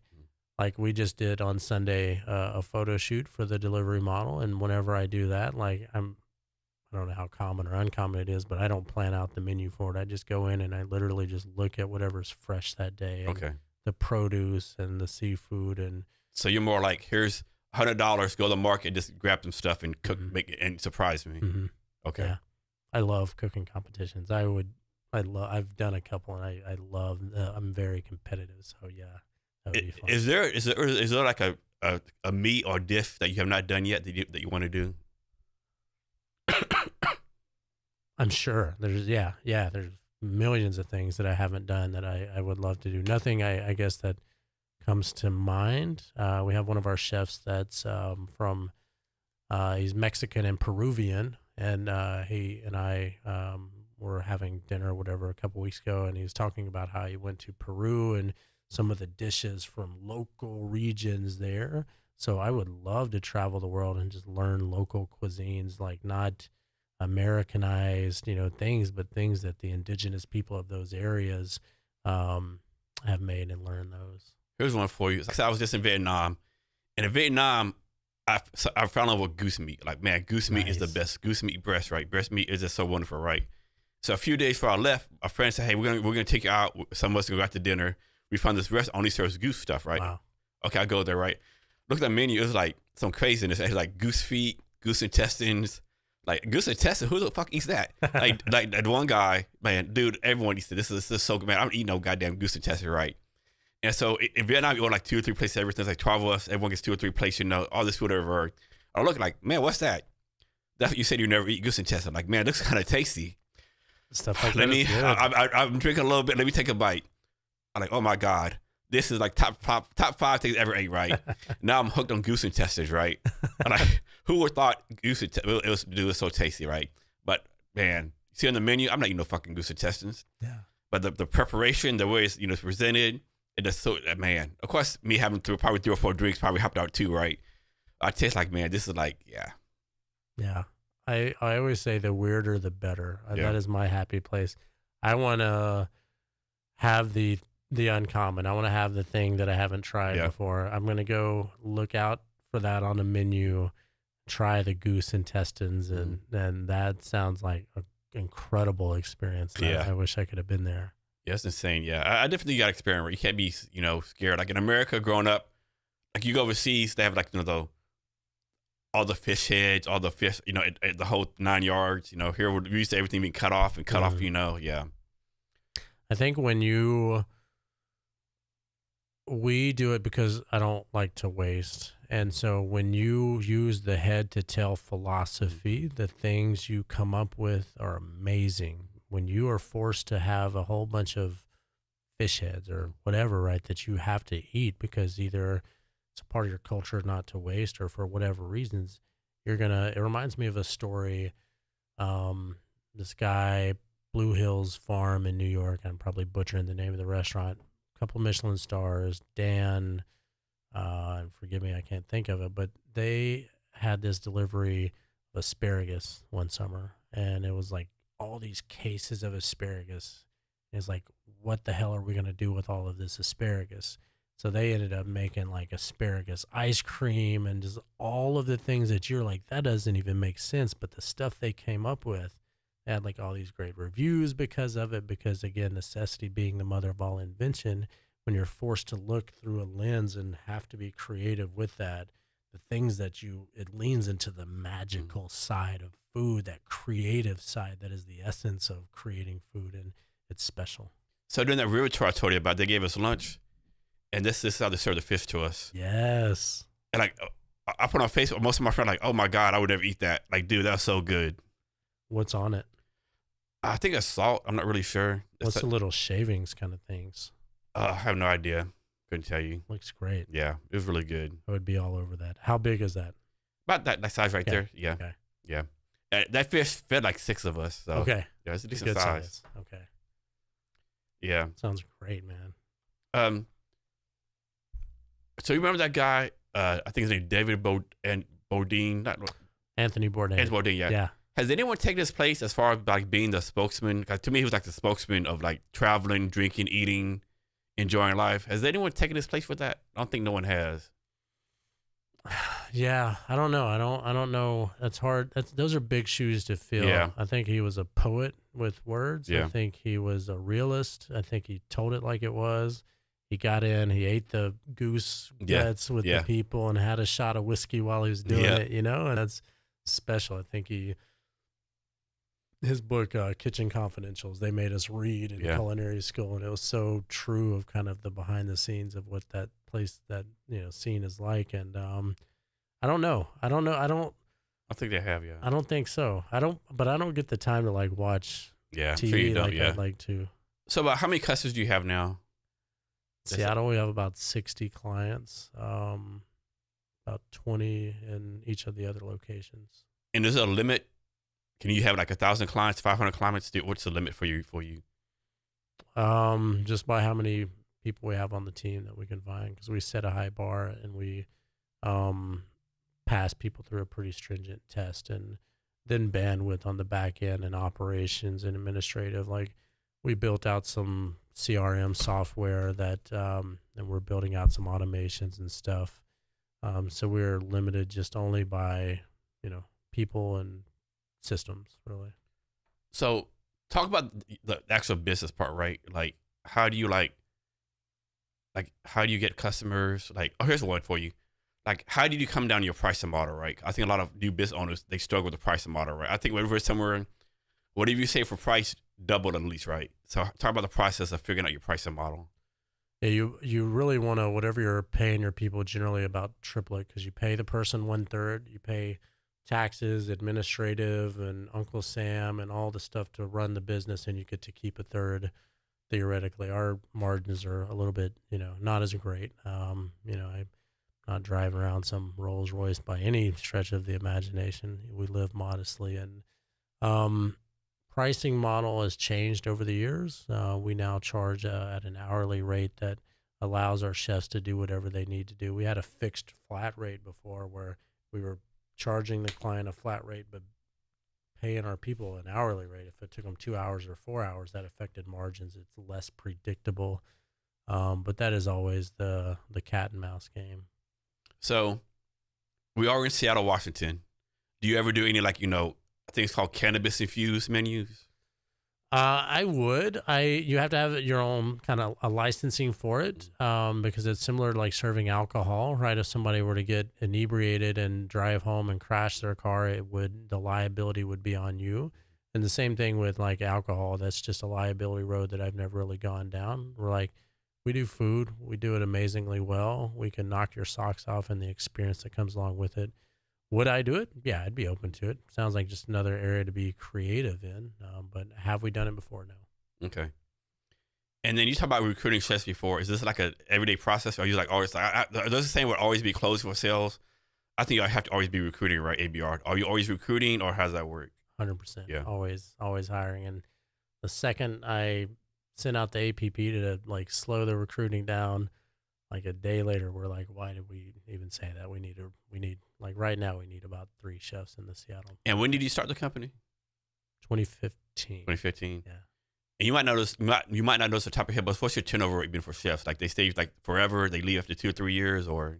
Historically speaking, turnover in the culinary industry, it's a more transient kind of population in general. Mm-hmm. Now we offer, benefits from day one, the amount of hours you need to qualify for those benefits. I think I put down to 20 with our broker so that we can give people access to stuff like that. We have retirement packages. We have a mental well-being program that we rolled out to give people access to counseling if there's something that they want to, chat about. And so I wanted to make this a place where people could have a career and have access to things that historically speaking were not available in the culinary. In a restaurant job, you don't have access to any of that really. Benefits after 90 days, and it's kind of really hard to get. So we feel like we pay people a pretty, livable wage as well, and we do a bunch of other stuff. But historically speaking, again, more of a transient population. So do we have people stay there on average for 5 years before they go to the next place, like an office job would? Not as much. Yeah. So how would this work? Like, suppose you have a really good chef, like one of your top chefs working for you. He comes here, hey, Dave, right? I love working for you, but man, I want to be an entrepreneur like you, right? I want to stay 3 more months, learn as much as I can from you, and I want to start my own company, right? How would that work? You're like, dude, I'm not gonna help my competition out. Get the fuck out of here. Or you're like, no, dude. Okay, let me show you everything I can do. Let me help you out. How would that approach be? I would love to help them, and I'm actually, if I didn't have enough going on, I'm gonna have a coaching service for chefs that are looking to start and grow their personal chef company, because we've kind of figured out the marketing side of things, the systems, the structure around it. So if I had one of my people that came to me, and in fact, my very first employee, Antoinette, she reached out, wanted to learn the craft, wanted to open her own business, moved here from South Carolina actually, and was like, hey, I thought your website and all this kind of stood out. I'd love to come work for you for a couple of years and then start my own thing. And we still talk today, and I'd do anything I could to help her. So I'd be more than happy to, because I think working together, like, we're not married. We're not going to be together, and hold hands until we're old and gray, sitting on a swing together, looking at the lake or anything. So let's make it an amazing time while we have time together. Let's make it of mutual benefit so we can grow together. And I'm more than happy to help somebody along the way. Yeah. So like if you're like an artist, like a painter or a singer, there's a term starving artist because they get the art's good, but they suck at business. There's a lot of chefs like that. They're great chefs, but they're kind of bad at business, and so they're kind of like starving chefs, so to speak. Yeah, 90% I would say. I was one of them as well. I got lucky and got in with some business coaching services, and I knew nothing about running a business, building a website, hiring, any of that stuff, and I had to learn because it was a burn the boats moment for me. It was like, if you want to take the island, you take the army over there and you burn the boat. So the only way through it is through the island, through the army that you're going to conquer. There is no way back, and that's the way it was for me. So no plan B. No plan B. Absolutely not. There was nothing else. I knew, because all I had done my whole life was cooking, and I just wasn't happy in that environment anymore. You know what I mean? I looked around, I saw people that had been doing it, and and kind of cruising into the sunset part of their life, and I was like, that's not going to be me. So what's something like go back when you first started the business in 2015? What's something that you like you struggled with, right? Like it kicked your butt, but now you're like, what's wrong with me? That's the simplest thing I could ever done. But at the first, like you kind of struggle. But I was like, man, that's like easy peasy. What's wrong with me? Why did I struggle with that? Just the structure of it, the details of running a business. I've never been a super detail oriented. I'm a visionary type. I'm looking 3 years into the future and figuring out how we can, make a positive impact and stuff like that. So when it gets down into the details, that's where I'm like, I try to get somebody else to do it. I like to delegate those kind of things. But back when it was just me, when I started, um, the marketing part of it, but I really had some success on that kind of early on. I mean, I feel I'm just blessed. I'm fortunate, man. I've been pretty fortunate throughout the way. I remember when I first started, I was a member of the Puget Sound Personal Chef Association, a group of chefs, as the name sounds. And I remember a couple of people were like, well, you got to have a plan B for the seasonality of whenever your clients dip and it kind of ebbs and flows. And I never saw that. We grew and we doubled every year in business. Our first 6 or 7 years of business, like literally doubled, and I am grateful for it. So because I was so hungry and I accepted no, plan B or no, I could just kind of fall back on this restaurant job. It just simply wasn't a part of my story of what I was going to do. So the marketing would be something that was the biggest learning curve, I would say. So how do you do your schedule every day? Like you wing it every day. You have like a set calendar. Like I do this from 9 to 5. I do this from 2 to 3. Talk about that. I live by my schedule. I will show you my Google Calendar. My Google Calendar runs my life. I don't know if I run it or it runs me, but I mean, it's like literally back to back to back. Okay. Every single day. Yeah, I'm the same way. Like my wife asked me, Yeah. what are you doing like next Thursday? I have to check my calendar. Yeah. Like, and she doesn't understand how I don't know. There's no way I can know what I do every day, right? Right. It's impossible. Same. Yeah. I always tell my wife, I'm like, if you need me to do something, I stop everything and do whatever I can for you, but I just need you to put it on my calendar because I can't do last minute things. My schedule's booked a couple weeks out in advance, and I wake up, I take my daughter to school, my oldest daughter to school. I get back, I cold plunge, I start my day at 9 a.m. I have we invest in real estate as well. So I have a real estate coaching call at 9 a.m. on Mondays. Then I roll into my operations meetings at 10 a.m.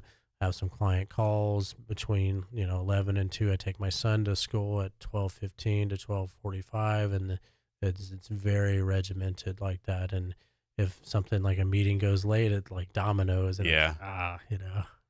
So you have a sauna and cold plunge both at your house. Mm-hmm. Talk about the health benefits of that, of doing those things. Phenomenal.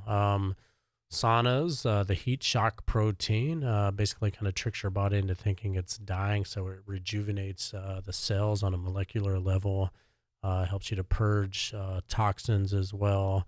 There's studies that show, and these are like Harvard studies or some Stanford or some Ivy League school that shows that 20 minutes a day, 180 degrees, 4 times a week, shown to reduce overall sudden cardiovascular death in men by 50%. It's huge numbers. Overall sudden death by like 40%, reduces blood pressure by like 20%. That's the sauna. The cold plunge, because when your body gets cold, it draws all the blood into the core, right? And then as it releases, so it lymphosizes you, so it drains your lymphatic system. It elasticizes your cardiovascular system, which sounds like it's good. It triggers your liver to produce glutathione, which is the most powerful antioxidant that your body makes, one of the most powerful antioxidants that we know of. But there's also, with the cold plunge and the sauna, there's something about making your body do what you want it to do. It's cold. You're like, I don't want to wake up and get in that, ice cold thing, but it's when you can tell yourself to do something and say, you're going to do this, and then the other things in life are a little bit easier as well. I've never done a cold plunge, but I've heard that it's kind of painful. I think it can be the pins and needles. Okay, yeah. And how often do you do the cold plunge? 5-6 days a week. And how long do you stay in? Usually a minute. Okay. Yeah. I'm like, there's nothing in my day, even with my crazy schedule, that I can't carve out 60 seconds for myself. You know what I mean? So it's a way of accountability that I'm like, okay, even if I got to get up and I got to do things, I can throw on some swim shorts. It's out in the garage, just a little inflatable one with a little chiller. Go in there and get dressed and go. And do you do both the same day, or you rotate days? Like one day, Same day. cold plunge, same day? Okay. Yeah. I'll do the cold plunge in the morning and the sauna at night because it kind of Okay. helps me to relax, go to sleep. And do you also take cold showers? Mm-hmm. Okay. Mm-hmm. I do those sometimes. Other times, I'm like, what am I doing? Yeah. People 100 years before now would kill to have a hot shower. Right. Why am I doing this to myself? Yeah, exactly right. Yeah. Do you ever do any water fasting? Yeah, I've done fasting before. I'm about to next week start a melon fasting, as kind of shared by a good close friend of mine, Elliot. That a lot of times they say this kind of body fat is just toxins that our body hasn't really had the ability to kind of process. But even just straight water fasting, I've done a 2 or 3 day water fasting a few other times, and then we do a vegan fast. I'm a big fan of water fast. Okay. The longest day, you're gonna think I'm insane. I did a 21-day water fast one time. Yeah. For you, how was it? It was great. Wow. I think I tell people after the second, third day, it's a piece of cake after that, right? Because you mind playing tricks on you, right? But by day 5, 6, man, like I was so focused. Only reason I stopped is my wife told me, Jason, you need to stop. People are asking me, do you have cancer? Like the people asking me, are you what's wrong with you? Like, cause I went like 195 down to 167, right? Lost all this weight. Wow. And my wife made me stop. I could have gone at least another 9 days easily, right? That's incredible. But of course, I call it a water fast. I still drink coffee and I still drink bourbon, right? So it's more like a water, coffee, bourbon, Liquid. Yeah, it's still liquid, yeah. The essentials. Yeah. And plus, I do it just to see if I still have the discipline to do it, Yeah. Like Wow. you said, make yourself do uncomfortable things, yeah. That's incredible. When was it? I think I did my last one like last year. Okay. I did the 21-day fast maybe 2 years ago. I usually do like 3 to 7 days now, Okay. Yeah. How often? Just whenever I feel like, Yeah. like when I think I'm getting too fat, or Yeah. whatever the case may be, damn, let me lose some weight, Yeah. Next time you're going to do it, call me. I'll be Okay. your accountability because I Yeah. need, usually it's that like motivation Yeah. too. And I don't know if I always find it within. We do a vegan fast a few times. It comes out to be about more than half the year, but the just water fasts are phenomenal for you. And of course, sometimes I'll say I'm going to start a water fast, but the day I start a water fast, my wife makes like the best meal I ever want, right? Yeah. Oh, you're making this a day? Yeah. Yeah. She knows what she's doing. Yeah. Yeah. It's crazy. And plus, I've always read, of course, you can't believe what's on the internet. If you go to YouTube, all these like doctors, they'll tell you, if you do a water fast, it helps like keep cancer away because cancer feeds on, bad cells, cleans all your cells up, all this kind of scientific stuff that hopefully, knock on plastic table is true, right? Yeah. Hopefully there's some benefit of me starving myself for 21 days, I think so. I think Like you it's said, phenomenal. get all your toxins out of there, clean your liver out. Mhm. Because we're not meant to eat like 21 times a day, right? All day, every day. No, we're not meant to do that. Americans, like we just sit there and eat and then wonder why we get fat. Yeah. If nothing else, you give your digestive system a break for a Right. couple of days. Yeah. I feel like I'm guilty of just always snacking. Like I'm a foodie. You know what I mean? I Yeah. love food and Yeah. that's great, man. That's why I can't work from home. Like I know remote work's a big thing. Me, if I'm at home, I'm eating 10,000 times a day. I'm snacking, Yeah. It's not good. Do you work here? Yeah. In I the work studio? here. Yeah. Usually, yeah. And so you mentioned the HR company, and that's very intriguing. I think any business can benefit from that. If you wouldn't mind, if it serves the time well, I'd love to Yeah. hear more about that. Yeah, cool. Thanks. So I did HR in the Army for 25 years, got out of the Army, worked for a startup for a couple of years. Like, notice, man, none of these startups have HR. Maybe this is a business I could do, right? And of course, I pivoted from startups to like I call small businesses, right? Because startups don't have any money. So basically, we wanted to use AI to automate all the HR stuff, like onboarding, employee handbooks. And we do it based on your location industry, right? Because HR in Seattle is very different from HR in, like, we'll say, um, Dallas, Texas, right? Yeah. Not talk politics, but liberals, more HR, conservatives, HR, right? Yeah. And then you want to give an HR business partner, right? So the AI is going to automate everything, but something more complicated, like we have one customer out. So they had a contract doing social media for them, and the person quit and deleted all the social media. And the social media person was like, I still want my money. And the company said, well, we're not going to pay you because you deleted everything. Right. Wow. But the person was like, on paper, was a contractor, right? But in reality, she's an employer, right?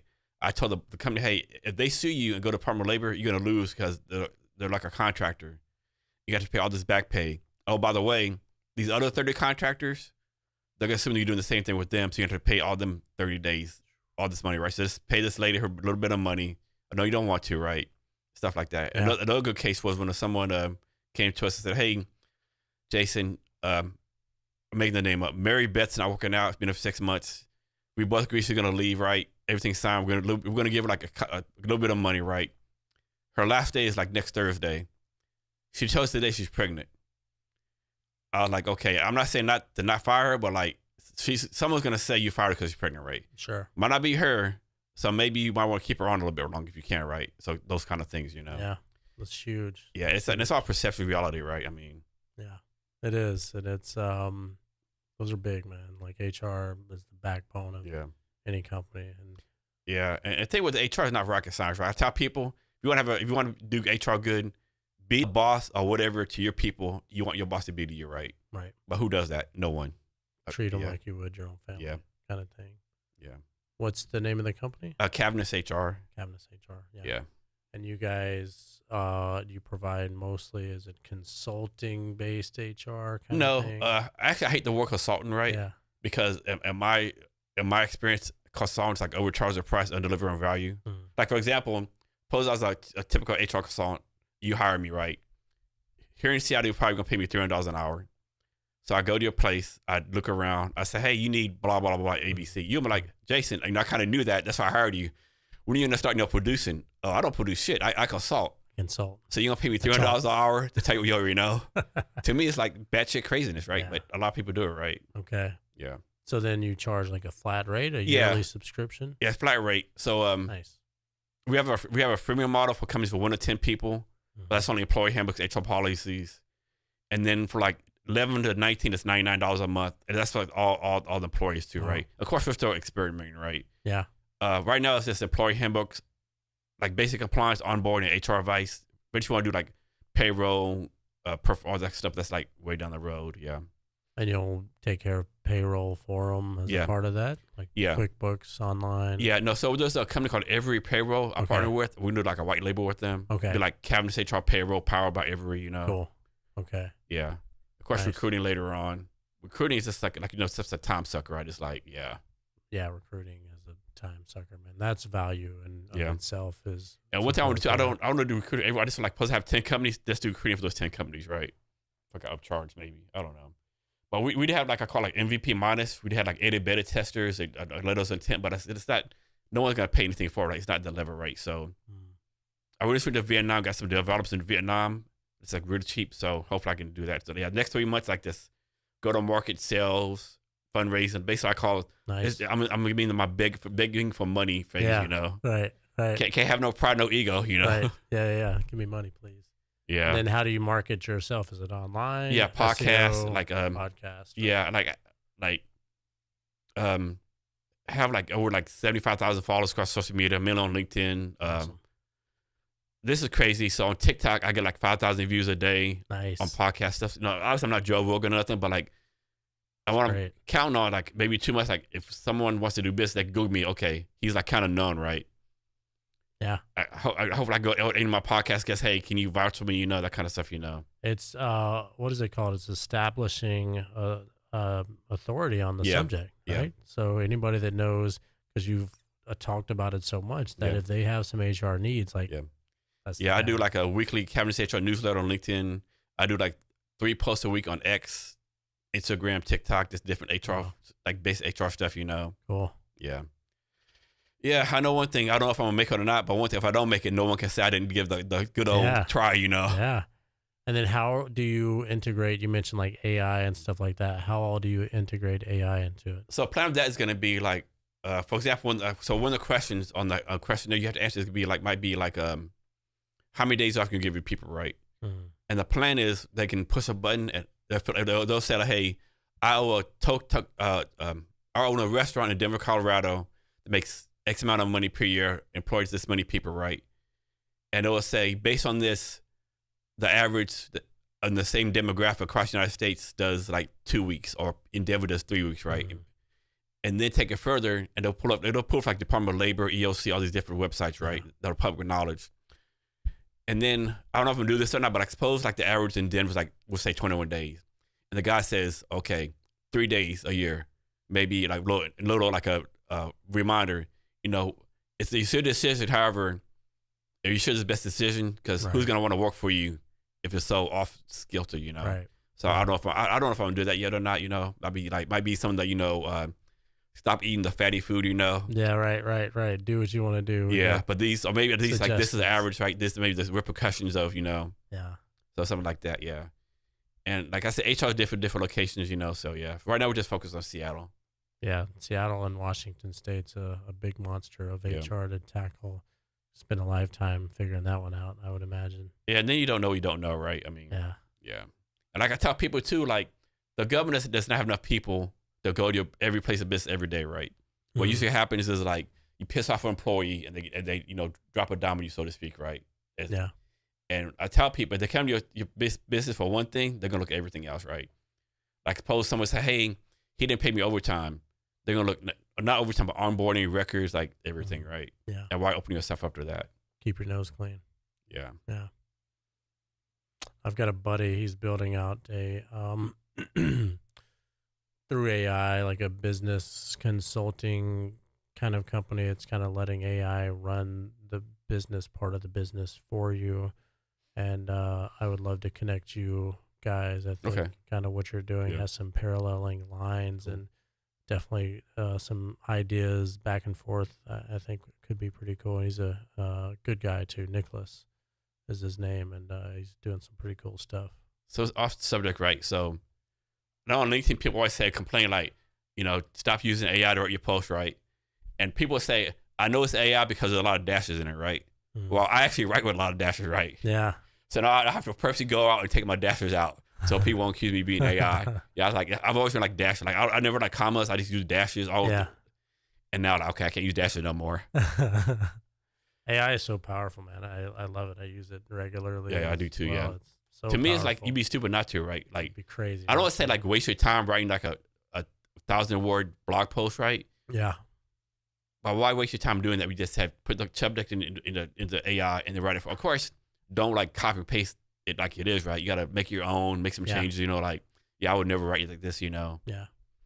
I my buddy Elliot, we went to culinary school together, and he's ripped in martial arts, and he's looking to start a health and life coaching service. He lives in Atlanta, and so we were on Chat GPT, and I was like, I am a person starting a health Yep. and life coach. Write out a list of 10 interview questions that I can come in, interview me to come up with a bio to populate a website that we're building, and in like a fraction of a second done. So Easily, yeah. easy. It's like, Yeah. to me, it'd be stupid not to use it. Yeah. But there's people, oh no, you're not being authentic. It's not your real self. I don't know about that. I don't know if I agree. I I think don't either. because AI is only as good as you, as the person Yeah. using it. You know what I mean? It's not Terminator I'm just 2 like you robots. said, give me 10 questions. If you just said, Yeah. give me some questions, it'd be something totally different. Right. Would Yeah. have more vague. Yeah, and you're not having it write out all the answers, and it's maybe if it does some, it's inspiration that you can then use. You know what I mean? So I think it's a useful tool. And like, are you going in and you're writing out all the content for like a website or whatever? I think that's a little bit different. But if you use it as inspiration and you get content ideas from it, yeah. There's one for you since we're talking AI. Do you think the day comes where AI robots are the chefs of the future? I feel like I've seen something about that. That's kind of already working. What the guy that started Uber? I don't remember his name. Travis something.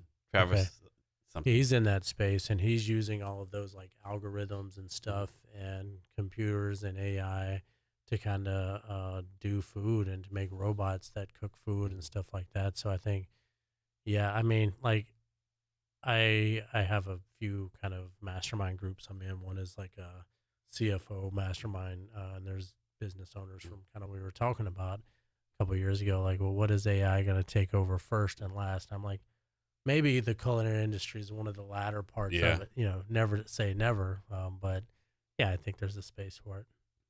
I think it was kind of, I'm pretty sure junior developers don't think it's funny. I think it's kind of funny how AI is taking away all the junior software developer jobs, right? Mhm. But they were like, okay, AI is going to be the future, taking all the jobs. Oh, shit, they're taking my job, Yeah, I don't think anyone saw that coming right, right. to be Yeah, a junior developer, yeah. Sucks to be them, unfortunately. yeah. What is the future of the HR company? What's your if you had a magic wand and you could wave it, what would it be? I think HR has to get away from this, like what I call old methods, like old, not for based on age, but like just a mindset. Like you can't be like the best partner of no, can be compliant. It has to be like HR has to go from being a cost center to like a cost multiplier. Hmm. They have to start making the money versus, it has to be like, lawsuits and do what I do as I say. Hmm. Like HR has to get away from like I know too many HR people that are like, if they're working at a manufacturing plant, they never go to the floor, right? Like you have to be there, right? It's just a mindset. I don't know what changed about that. I definitely AI has a lot to do with, but AI is going to change everything. I think. Oh yeah. You think about HR. If you work in a corporation, HR is the only business function that is going to have something to do with every employee along the way, right? From Hmm. hiring to firing, or what the case be like. Like you can be in sales and never talk to operator, right? Or Yeah. you be operator and never talk to people and the laborers, right? Yeah. But HR is going to deal with everyone in some kind of way. Absolutely. Touches everything. Yeah. Every department. Um. Yeah. HR is so valuable. Yeah. So you already talked about some, but can you give more detail, like how the company got started, Hmm. what you're focused on now, and what your big vision is for the company? Yeah. So I started it almost 10 years ago in June. We just launched the delivery model here in Seattle. The vision is to definitely with the delivery model to take it across the country and again show that you can do food on a large scale and do it sustainably. And it doesn't have to only be about a dollar bill. We're in the process of looking at becoming a B Corp as well. If you're familiar with that, that is written into the bylaws of the company. It's it must be sustainable and give back to the community. I'm actually writing a book as well.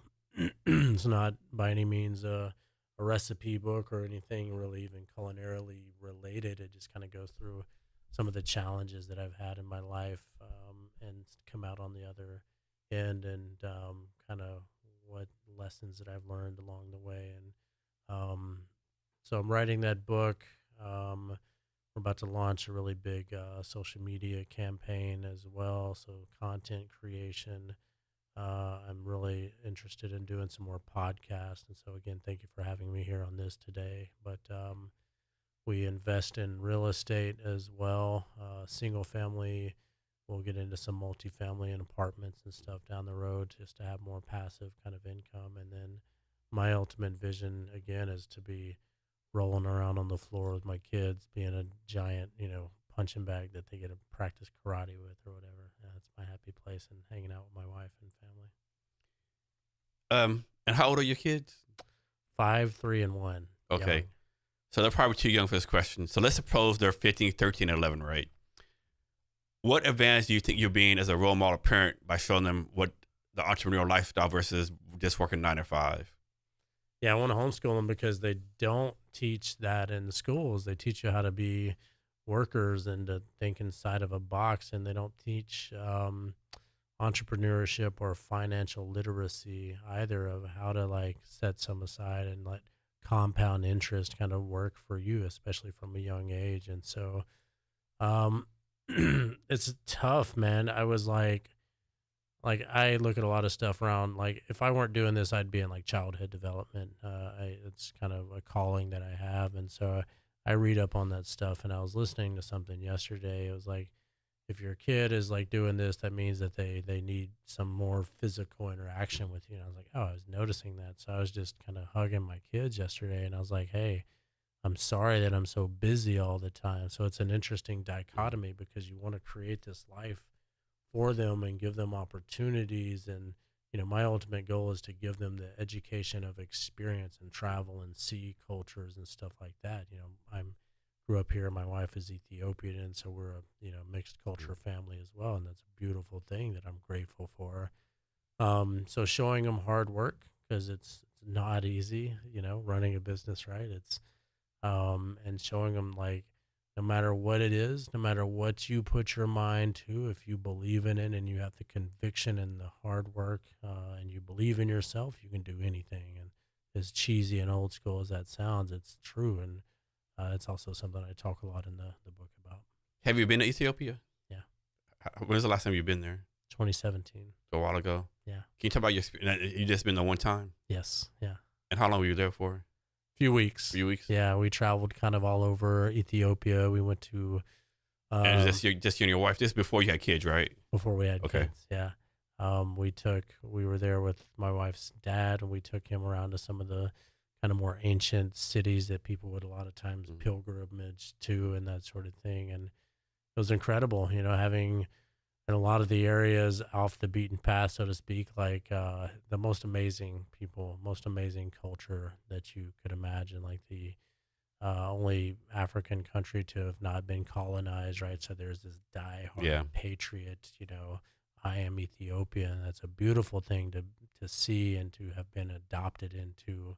And so just this pride that people have in a, not a boastful kind of way, but and this warmth and generosity that people have in general. So we would be there, and like, a lot of the times if we were in the countryside, kids had never seen a white guy before, right? And so they'd be like, what is this, right? Yeah. And so I was like a little local celebrity there or whatever, and all the kids would come and like look at you and follow you. And to see a culture that's been so unchanged for so many years as well, right? And historical artifacts that go back so long ago, and then hear the stories behind them and everything was amazing. Isn't it crazy? I think we've been in a country maybe like not even 300 years, and there's other places like been around like 3,000, 10,000, 20,000 years, Ethiopia, right? It's kind of where it all started, and they kind of trace humanity back to kind of that area of the world. And so, yeah, I mean, we have to be able to be adopted into this culture again that's been so unchanged for so long, and then coming from American culture that's been tumultuous and that sort of thing for how many ever couple hundred years that we've been around. And I'm grateful to be an American. I love this country, you know what I mean? But it's also amazing to see other countries and experience other things. I agree. Rip the veil off of like, this is what we think all that life is, and there's so much more out there that we have no idea about, that we think we got it figured out, and we live in this protective little bubble here. But then you go to other parts of the world and you're like, oh man. I think when you go to places that are maybe by some definitions impoverished or third world, and my limited experience in those places, by some definitions you're like, man, they have nothing. Then you see the people, because you see how happy they are, how connected they are. Like when you're not distracted by material things, all you have is each other. And that's the essence of happiness, I think, to have that community, which is so much stronger in other countries. Like you here, like we get up, we go to work, we may to the neighbor and wave a little smirk and a hi to them, and we don't sit down and connect with people regularly. And that's a lost art that I think other places in the world that has. Yeah. So back to climate real fast. How put this? So like, I know a lot of people say, we're screwing we're doing bad things to the climate, right? And do you think that's a matter like educating people? Like, okay, this plastic bottle came from here. It did this, it did that. Like, how do you think we do that? Starts in kindergarten, man. It starts when the child's minds are so moldable. And I think it starts there. Starts at the government to give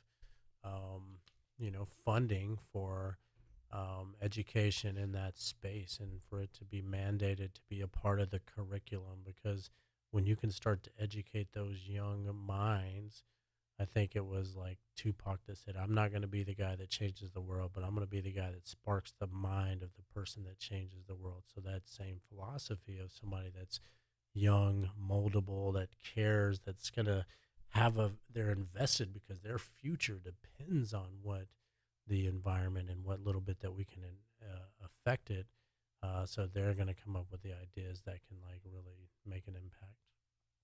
So you talked earlier about expanding your business across the United States. So how's that going to work? Like right now, you're kind of small. You work organic farmers. If you expand like you want to, how will you still be able to like, keep doing organic farming? Right? Well, you have to like expand like big corporation farms, or how does that work? We will never outgrow our ability to stay committed, and that's why I want to become a B Corp, because they get audited, and you can't just greenwash stuff with the B Corp because of the auditing. So we will only grow as much as our ability to stay committed to sustainability allows us to, and who cares about the rest? So that's like one of your core values then? Yeah, Okay. absolutely. Okay. Yeah. Over a dollar bill. I think so many times decisions are made to give an extra 12% to the bottom line of a margin or a spreadsheet or a P&L or whatever, at the sake and the detriment to the environment and those in it. And I think it's an old, tired business model that's been around long enough, that's came at the detriment to the world and those in it. That again, money, when we negatively impact the environment so much, we're going to realize that money actually wasn't what it was all about. And I think I'm going to be on the former side of that, where I'm going to make decisions rather than based on growth or how many dollars, or pennies we can stack and whatever. I'm going to do stuff that, like, yeah, we're ambitious and we want to grow, and we have these visions, like down the road, I don't think I mentioned starting a nonprofit to feed literally millions of people in need, and all of those things can happen, but not for the sake of a dollar bill, just the sake of doing something right.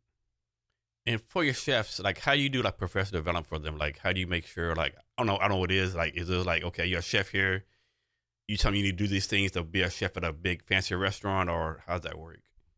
We definitely we have a few paths of growth. One is because we're required to have a certain level of autonomy, a certain level of administrative acumen, if you will. They have to be able to not only cook, but they have to be able to write menus, communicate with clients, and send emails and stuff like that. So it's essentially a training ground for an executive chef at a restaurant, if that's a path they wanted to go down and choose, or if they wanted to stay with the company and become a regional head chef or oversee one of our locations as well.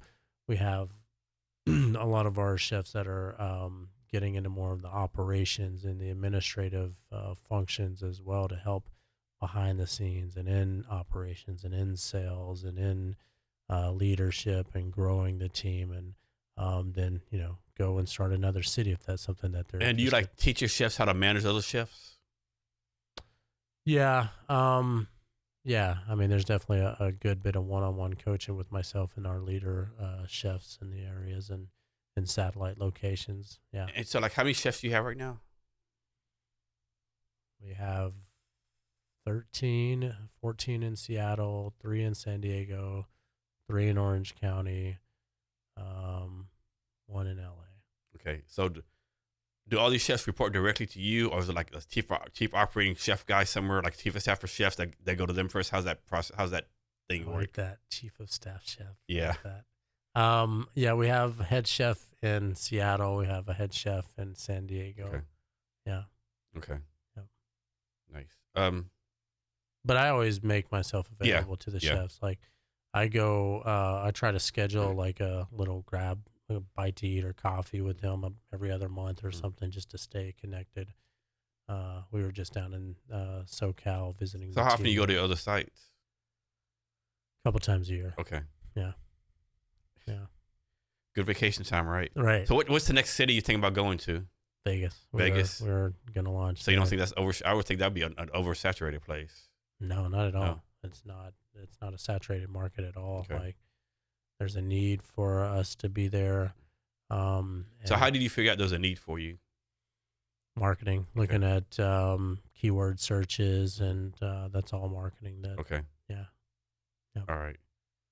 So I guess for Vegas, you're not gonna focus on the tourist Vegas. You'll be focused on like the actual people who live there in Vegas, right? yeah, Okay. yeah, yeah.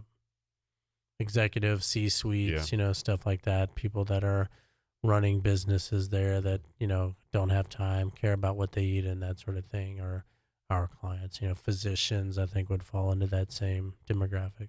What's been the craziest menu item someone asked you to have? Like I don't know, like someone asked you to cook an ostrich or octopus, like something outlandish. Like man, I've never cooked it before, but okay, we'll give it a try. Um, I mean, we've been asked to cook, yeah, octopus, elk, um, dulette, which is cow guts, liver and intestines and all the stuff. I mean, we did.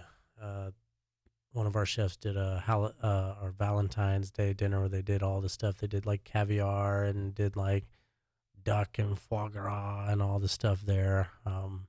But the weirder, like I would love for anybody to reach out and they want some like super weird stuff. I did this cooking show in New York. I filmed a season of it there, The Art of Plating. And when I was staying there, I was staying at this hotel that was above this Chinese restaurant, and they had the same thing, like chicken heart stew and chicken blood soup and all this stuff. And I was like, I want all of that. Yeah. But those are some of the more elaborate ones we've been asked to make. Is there anything you think of that you would not eat? No. No. Okra? I don't know. Okra might be the only thing in the universe. I like fried okra. I don't like the regular okra. That's too nasty. Yeah. Like when I was in Vietnam, I said I'll eat anything except for pig brains. I've had pig brains. Yeah, I'm not doing no brains. Anything else I'll try. If you say it's pig brains, any kind, no. Yeah. I disliked okra. I disliked okra, mushrooms, and oysters growing up, or had less exposure to them. When I went to culinary school, I said I gotta at least try to like these things. Yeah. I like a good, well-made, nice mushroom, chanterelles or something like that. I like oysters. I can order one or two when I go out, but a whole dozen or half dozen can't really do it. But okra, just I don't know. Maybe I got to revisit it. Yeah. Is there a certain fish that's better to cook versus other fish? Or does that matter? They're all delicious. I think, just depending. Like depends on the application. I think for us, for the meal prep, we use salmon or halibut mostly for a yellow or white fish. People don't realize how good halibut is. Like so good. Yeah, good. Yeah. Yeah. We don't use like true cod as much just because like when you cook it, it flakes. And because we're cooking and then packaging that they're going to reheat at a later time, if they go to take it out and shreds into I grew up in pieces. Texas. I grew up, it was like catfish, red snapper, and a bass. All good things. Yeah. Love snapper. Like actual red snapper, which you don't get here. They say like rockfish is similar to it, but it's not similar at all. Catfish, I have not had in a while. I love fried catfish. If it's done the right way, with some tater tots. Hush puppies. Yeah. Here's a question for you. Like, obviously, you're around food all the time. I think part of it because you take care of yourself, cold plunge, sauna, but how do you yourself keep yourself from like, man, that's blown up 1,000 pounds with all the food you're around? I'm sure you're snacking and eating different tastes of your foodie. Like, how do you keep the weight off? The struggle is real sometimes. Yeah, I mean, I definitely have to like be mindful of it. I try to limit carbs. I don't eat sweets. I don't drink coffee. I don't drink alcohol. Like I drink water and eat. That's a big thing. Yeah. Yeah. So I guess that's how. Good genes. Good genetics. Yeah. Growing up, I was always like a stick. I was real thin, I got married and the old adage of like you put on the pounds. Yeah. And it was like, maybe even my wedding day, and just never looked back. I need to lose. I'm like 40 pounds overweight. Yeah, man. I need to lose some weight. But again, like who was a chef who's skinny, right? Don't trust a skinny chef. Yeah, yeah. Don't trust a bar with a bad haircut. Yeah, don't trust a skinny chef. Yeah, I think that's an old adage, and now you see more and more chefs that are fit. Yeah, I think that's. You got to set the standard of like health and that you can have good food and be healthy as well. And that's definitely the path that I'm on. Like I care about health. The reason I get up and go to the gym at 6 a.m. or if my day dictated I go after all the kids go to bed at 10 p.m. is Yeah. because I want to be there to dance at my Yeah. daughter's weddings and be Yeah. vibrant and not some old crusty dude wheeling myself down in a chair to, on I their know, wedding right? day. And are you from the Seattle area? I grew up in Alabama. Oh, that's right. You just said that, Alabama. Yeah. Roll Tide, right? Roll Tide all day. Yeah. So how long you been up here? I have been here 10 years now. I moved from Alabama to Atlanta, lived there about 5 years, worked at some really fun spots, some places we won some good awards at. And then I had a friend that I went to high school with that worked at a resort up in the North Cascades Pass. And he was like, hey, we need a chef out here. Is this something that you're interested in? I was like, cool. I'd never been to the Pacific Northwest. It wasn't like, man, I'm not going to South Canada. Yeah, right. Pretty much. Never looked back. Incredible place. Yeah. So does the Southern accent ever come back with you? I don't think I ever really had it. No. You know what I mean? Like Yeah. I don't think I ever had a thick, hey y'all kind of accent. Yeah. Because I live in a town called DuPont. It's like 40 miles south of here. I went to a bank one day, maybe 2 weeks ago. This young lady, maybe mid-20s, like thick ass accent, right? I said, "You're from the South." "Yes, I am." Yeah. "Where are you from?" "I'm from Alabama." Yeah. "How long you been here?" "I've been there a couple weeks." "Well, are you from the South too?" Or just real country, like thick as molasses country accent, right? Like, I love it. When Yeah. I hear it, when I'm on a call with a client and they have like a thick accent like that, I love it. you Yeah, know? like, man, I feel like I'm listening at home right now. Yeah. Yeah. I'm like, where are you from? You can almost pick out So, being from the South, you're a big football guy? Yeah, I'm a big sports guy. Yeah. We, love the Seahawks. I was a fan before. Yeah. I think even moving here, I lived in Atlanta for a while, like big Braves fan. The Falcons, like, you can hit or miss with them. Yeah. But big football fan, big going out to just sports events in general, especially with the kids. But it's crazy how football's so big in Texas and the South, but it's not so big here, right? It's like, that takes some getting used to. My dad always was like, oh man, football is this big, redneck thing or whatever. And like, I'm like, when I moved here, I was like, no, I mean, college football isn't big here. You know what I mean? Like UW, like they did great a couple years ago, but no one pays attention. Yeah. Now Seahawks, they're all big on Seahawks. Yeah. But I was like, this is a major metropolitan area, and the support that this city has, the 12s, it's amazing, and it rivals anything I've seen for Alabama or Texas or whatever, right? It's huge here. So it's not college, but it's still big here, I think. Yeah. You're a hockey guy too? I like hockey. I've been to a couple of Kraken games. I haven't gone. I heard that's a really good experience. Like, it's really like good experience. Yeah, it's a cool spot, and it's approachable. It's not like $700 a ticket or anything. You can go. Not like football tickets, right? It's crazy now. First of all, you got a 10-year waiting list to get a ticket. Yeah. I'm a big fan of going to baseball games here. Too. Like it'd be like once or twice I go to a baseball game because right there, getting a ticket for $8 on a. You're right here. Yeah, you're right by the stadium. So we go to quite a few Mariners games. We'll probably go to about 3 or 4 a year because you can get a ticket for $40-$50, and the kids go out and eat popcorn and all the To me, it's like experience, right? Am I a Mariners fan? No, I'm a more Houston Astro fan from Texas. But I go in there, get a hot dog, a beer, meeting new people, right? Yeah. Walking around. It's like the atmosphere. I like the vibe of it, so to speak. Yeah, it's an experience of it. Tell you one thing that's pretty fun as well is the UW college basketball is pretty fun too. Okay. Their games here it's a good vibe, good energy in the room as well. The stadium's pretty cool and it's right at the campus there, so it's pretty fun. And I feel kind of sorry for the athletes here. Now they have to go to all the Rutgers, Michigan, all these. Like, that's insane. But the almighty dollar took care of that, right? Yep. I don't know. Cool. So have you never drank or you just stopped drinking recently?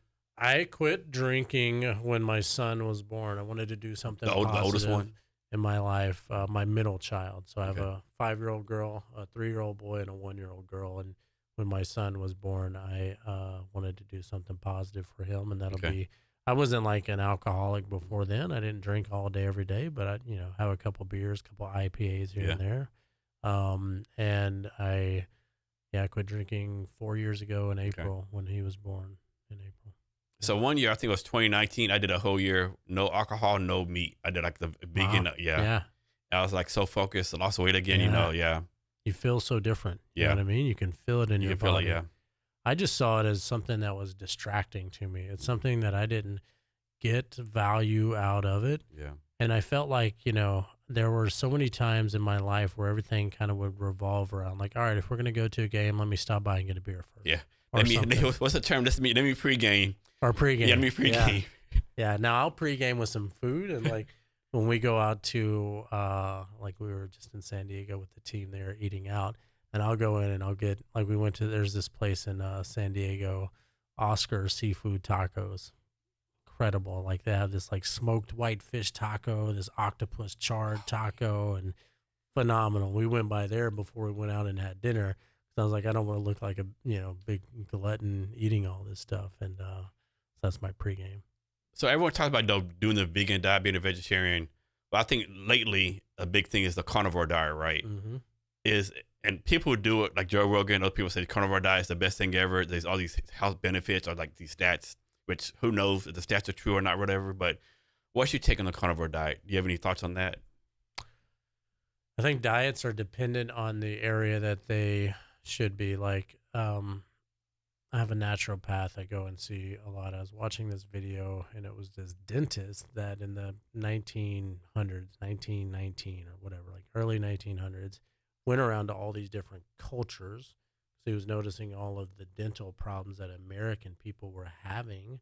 And he went to like Kenya. He went to, it shows you how old even the video, Polynesia area, and the Inuit tribes up in the Arctic, wherever. And they had, so the Inuit tribes, because they have like seal meat and herring meat, and they don't have plants that grow up in the Arctic Circle. It's ice, and that's what they would eat. Live to 170 million years old, perfect teeth and all this stuff, cardiovascular health. And they would go to the tropics, right? And they would live on all these fruits and coconut and seafood and all these things. Or he would go to Kenya, and their main diet was blood and animal carnivore kind of thing. And so I think any one diet, I don't know long term is healthy to eating meat and only meat for the rest of your life. Just to me, I don't know if that sounds like it's healthy. We do a vegan fast. It comes out to about a little more than half the year. I'm on one now. And so I think having the ability to do fast, whether it's a water fast, intermittent fast, and going on a carnivore and being able to rotate through those, because there's things that are obviously phenomenally healthy with a vegan diet, but then you have your B12s that you can't get as much of, or you have your carnivore diet, which is no carbs, but then you're eating a bunch of animal protein as well. So what's your take on supplements like vitamins or supplements? I think some people say, hey, take supplements because you don't get enough of your food. Other people say, well, you must have the wrong diet because all your supplements and vitamins should be coming from your food. So what's your take on those two? I think there's a few good ones that I take. I think I think it's easier for me to look at something like, oh my God, that's the best new thing. I got to try this, and go all in on that. And then my supplement drawer is too big in the house, and I don't necessarily take them all every day. I take vitamin D every day. Oh, you have to here, right? You have to here. I take magnesium every day here because it helps you flow and stay regular, and there's so many processes throughout the body that needs magnesium. Ashwagandha is a good one just to help remove cortisol from the body. Those are the big ones I take. At one time I actually went to ChatGPT. One time I Googled like what do you call it, ChatGPT? What supplements to take? It was like all these supplements. Like, dude, I just know I could take all this shit, right? Yeah. I'd be like, that's like a 10,000 pills, right? Like, what do I know? Yeah. I think there's a certain point where a good multivitamin that does everything because of convenience. Like my cabinet drawer with my glasses, also, my cups and everything also has all of our supplements. And then we have another one on top of the fridge that's just like a little basket with all the stuff in it, and it's too much. So let's suppose you have change the steps, making this up. You have a client, right? And so for your prep meals, are like 7 days a week, 3 days a week, or just I'm guessing they're different plans. Different. So I'll make this up. Suppose someone's on a plan where you do a meal from them once a day. Every day you do lunch from them Monday to Friday, right? But then like they send you an email on Friday afternoon. Hey, I know it's the last minute. I'm gonna do a big dinner tomorrow night. Can you take care of me? Like how far in advance do you need to get with you? So we have the in-home meal prep service. That's probably 80, 85% of the business. We do a ton of private dinners each week here, Suncadia, out on the peninsula. We've actually traveled down to Vegas to do events down there. I'm in Orange County on Thursday to do an event there. It's a influencer dinner, Mm.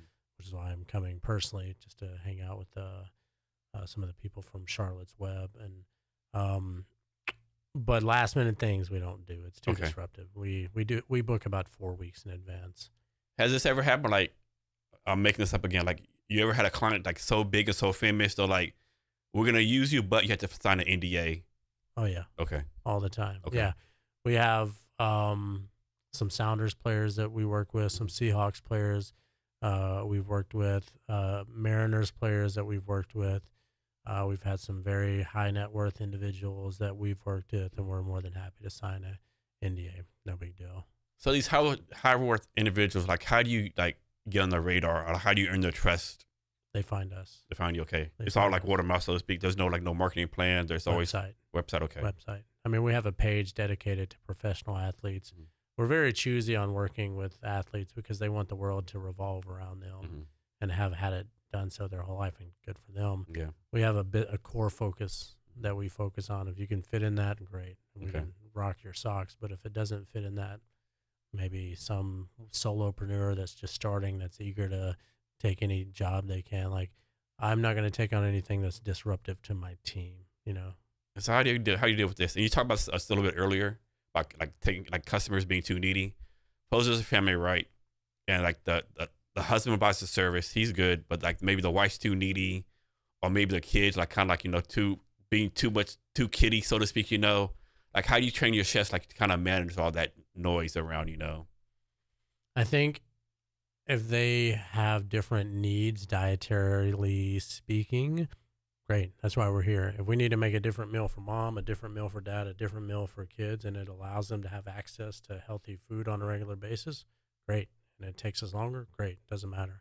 But what if like the wife's like, I don't know, I think you should use black pepper instead of this. You should use this instead of that. Yeah. Or maybe the kid's like, teach me how to cook, sir. Can I stir this? Like those kind of things. We've definitely had parents that wanted to see if their kids could kind of watch and hang out, and they do some cooking on their own. And yeah, more Okay. than happy to do so. Now, I think there's a difference of needy, and I wouldn't say really any of our clients are needy in a negative way. There's a difference of that and being professional and respectful of somebody coming in, and like, we're going to take care of our team. And if somebody's outside of that, we're not going to put them in an awkward situation. But that being said, 99.99% of the people we've ever worked with have been incredible Yeah. people. The most amazing thing about this is being able to work with some amazing people in some beautiful homes. Yeah, I can imagine the homes y'all go to. Like, yeah. Yeah, pretty fun. Wasn't ask you. So I can't remember, on your website has like the chefs list on your website, but does it say, like Jason Kavner chef that specializes in Italian food, or John Todd specializes in, Asian food? Does it say anything like that? Or is it like just chef? It has a bio, and Okay. it says some of the things Okay. that they enjoy and Okay. kind of how they got into cooking and that sort of thing. Okay. We give them some shout outs there. And we want to expand on that as well, so each chef could have some of their own recipes and pictures of their own food and that sort of thing. So how would this work? I think this would be like, it's probably too hard to do. Suppose you have a new client in Seattle, right? And they'll go through your chef's like, man, I really like this chef's bio from San Diego, right? I want the chef in San Diego cook my food. Would that'd be, I'm guessing that would be too much, right? That have them ship the food from San Diego to here, yeah. Yeah. We always say, I actually yesterday had a client that we do get a lot of referrals from our existing clients. Mhm. We have a referral bonus and all that built into it, but they were like, oh, this family's been working with this chef, and we've heard amazing things about them. Can we get this chef? And I'm like, sorry, I can't guarantee a chef. We base things on geography, availability. We'll do Okay. our best, and we, honestly will, but we can't guarantee a specific. It's got to be in the core focus, or it just doesn't work. And I'm guessing you have some kind of formula, like one chef can handle like a certain number of meals each week. Are certain chefs more efficient than other chefs? Yeah, like one chef can handle like 200 meals, another chef can only handle 50. Like, how do you determine that? We have chefs that are faster than Okay. others. We have one of our chefs that's been with me, I think, for about 5 years now, that does mostly private dinners. Mhm. A magician in the kitchen and phenomenal and getting everything ready to go. And that's who trains a lot of our other chefs for those private events. The in-home meal prep, yeah, we have some kind of efficiency reports where we can kind of see about, on average, how many meals they produce per hour, see who's producing and who's less so. So when you're doing an in-home dinner or in-home, like you're cooking in the house for the family, is it over time the chef's in the house by himself cooking, or the family's always going to be there? Half and half. Half and half, okay. Yeah. Most of the times people aren't there. We're in during business And so you just hours. have the chef just has a key to the house or something, Yeah. or like some kind of ring Door code or code. something. Yeah. Spare key or door code is something Okay. we're very familiar with. All of Okay. our chefs are thoroughly vetted and background. I'm sure checked. the family has cameras everywhere. Look what the chefs do. Right. Yeah. Yeah. Um, I'm making these questions up as I go. How about if like a chef's cooked a dinner, and the family said, "Hey, Jason, come sit down, eat with us." When I first started, I had a client that it was just me, and I serviced them twice a week. Kathy and Keith. Keith is a business owner, and Kathy would always ask me to sit down and have lunch with her, and we would just chat. Just incredible people, and so yeah, I would sit down and have some lunch with them and Okay. just talk about like family and Mhm. their family and our family, and like we I would call them friends like as well. We don't we serviced them for about 5 years. We no longer service them, but I'd love to go grab a cup of coffee with them. So, from your point of view, is there like a certain like a perfect customer for you? Somebody that just loves good food, that doesn't have time to cook for themselves. I'm not scared of somebody with dietary restrictions, but somebody that's grateful, I think, is somebody that I would deem a perfect customer. Somebody that when the chef goes in there and they make some food for them, they're like, "Thank you," and it's not a BS contrived, statement. It's you can feel the gratitude. That's what I enjoyed working around and would stay away from myself, now for the chefs. But yeah, And like, how far out from Seattle do you go? Do you go as far south as Tacoma, as far as north as like Bellingham? Like, how far out from Seattle do you go? we service all the way from like Lake Stevens down to Tacoma. We have some clients in Gig Harbor. For our events, we go over to Suncadia a few times a month, maybe. Okay. So Greater Seattle area, we have quite a wide reach. And these private events, are these private like pretty much annual events that you like pretty much lock to your schedule, or like private events just come up out of nowhere all the time? Yeah, just some kind of one-offs. I had an event 2 weeks last week or the week before that I did with one of our chefs that just needed some extra set of hands, and it was actually because it was on a Monday when all the rest of our chefs are busy doing the meal prep. There was really kind of nobody else that could help this person out, so I was happy to jump in and see how much I could cut or burn myself, I guess. So obviously you do your best to eat healthy, take care of yourself. But what's like a guilty pleasure for you? Like if you see this food, like yeah, I have to like eat 10,000 pounds of it. Pasta. I love a good Pasta. pasta. I love I on special occasions I'll have sweets, my kid's birthday, I'll have Yeah. a slice of cake and that sort of thing. Good steak, man, Yeah. like a good steakhouse. I'll go Yeah. right for a good Wagyu A5, like um good sushi restaurant, a good omakase or something. Like I love like foie gras I'll go for, and I love all the like decadent and foodie kind of foods, because it's amazing. Is there food you tried that you did not like? Okra. Okra, yeah, okra, that's That's right. it. Yeah. Only okra. Was it the salami okra or the fried The okra? slimy one. Yeah, I don't think anyone likes the slimy okra. Yeah, you have to fry it. Yeah, Yeah. I think I need to try it or pickled or something. I think it wouldn't Yeah. have that like sliminess anymore. yeah. I know you're not supposed to eat fried food, but you have to eat fried okra. You can't eat okra by it. Yeah, that's gross. Yeah.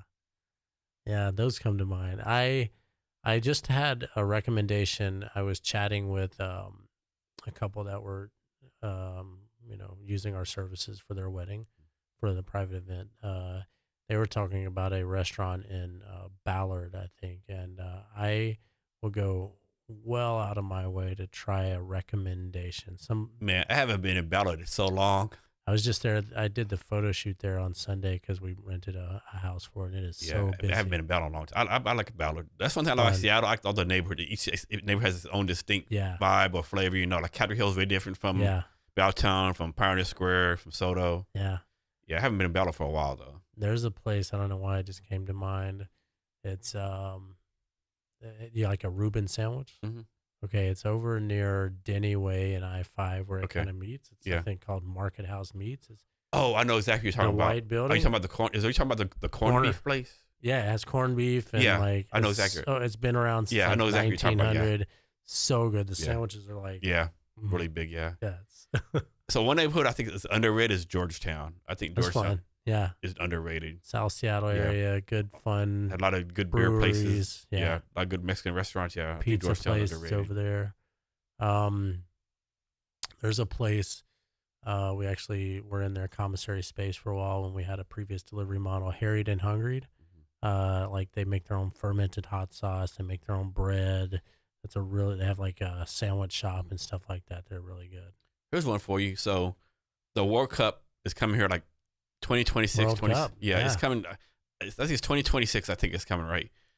How is there where you can take advantage of the World Cup for your business? Like maybe, you know, do dining service or these incoming athletes, like any plan, like kind of take advantage of that?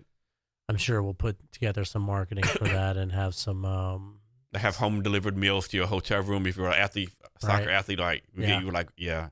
Definitely, it's a good idea that we need to get on top of like before it's Yeah. here. I can't imagine here Pioneer Square how many people gonna be here during that time period, right? It's gonna be I'm insane. excited. Yeah, I'm newer to the world of soccer. Yeah. You know, I grew up like football. And Yeah. my wife, loves soccer Yeah. or actual football where Yeah. they actually use their feet. And anytime we'll be playing playing soccer back when it was just us and we had the ability to do so, before we had kids Yeah. crawling all over our legs in a beautiful way. She'd be running past me and like I'd look goofy because she's got skills. Yeah. Like she's good, and I'm like, all right. So I just grab her and Yeah. try to like, But yeah, no, we are excited about the World Cup coming. Yeah, I up. definitely want to go to a game. Like I probably Yeah. can't afford to go like a United States game. I want to go like some random country, like Yeah, Bolivia versus, Taiwan, some Right. qualifier, right? Rando. Just that with the World Cup game. Yeah, So I can be Same. cultured. yeah, right. But I'm looking forward to it, right? It's gonna be crazy expensive though, right? I bet.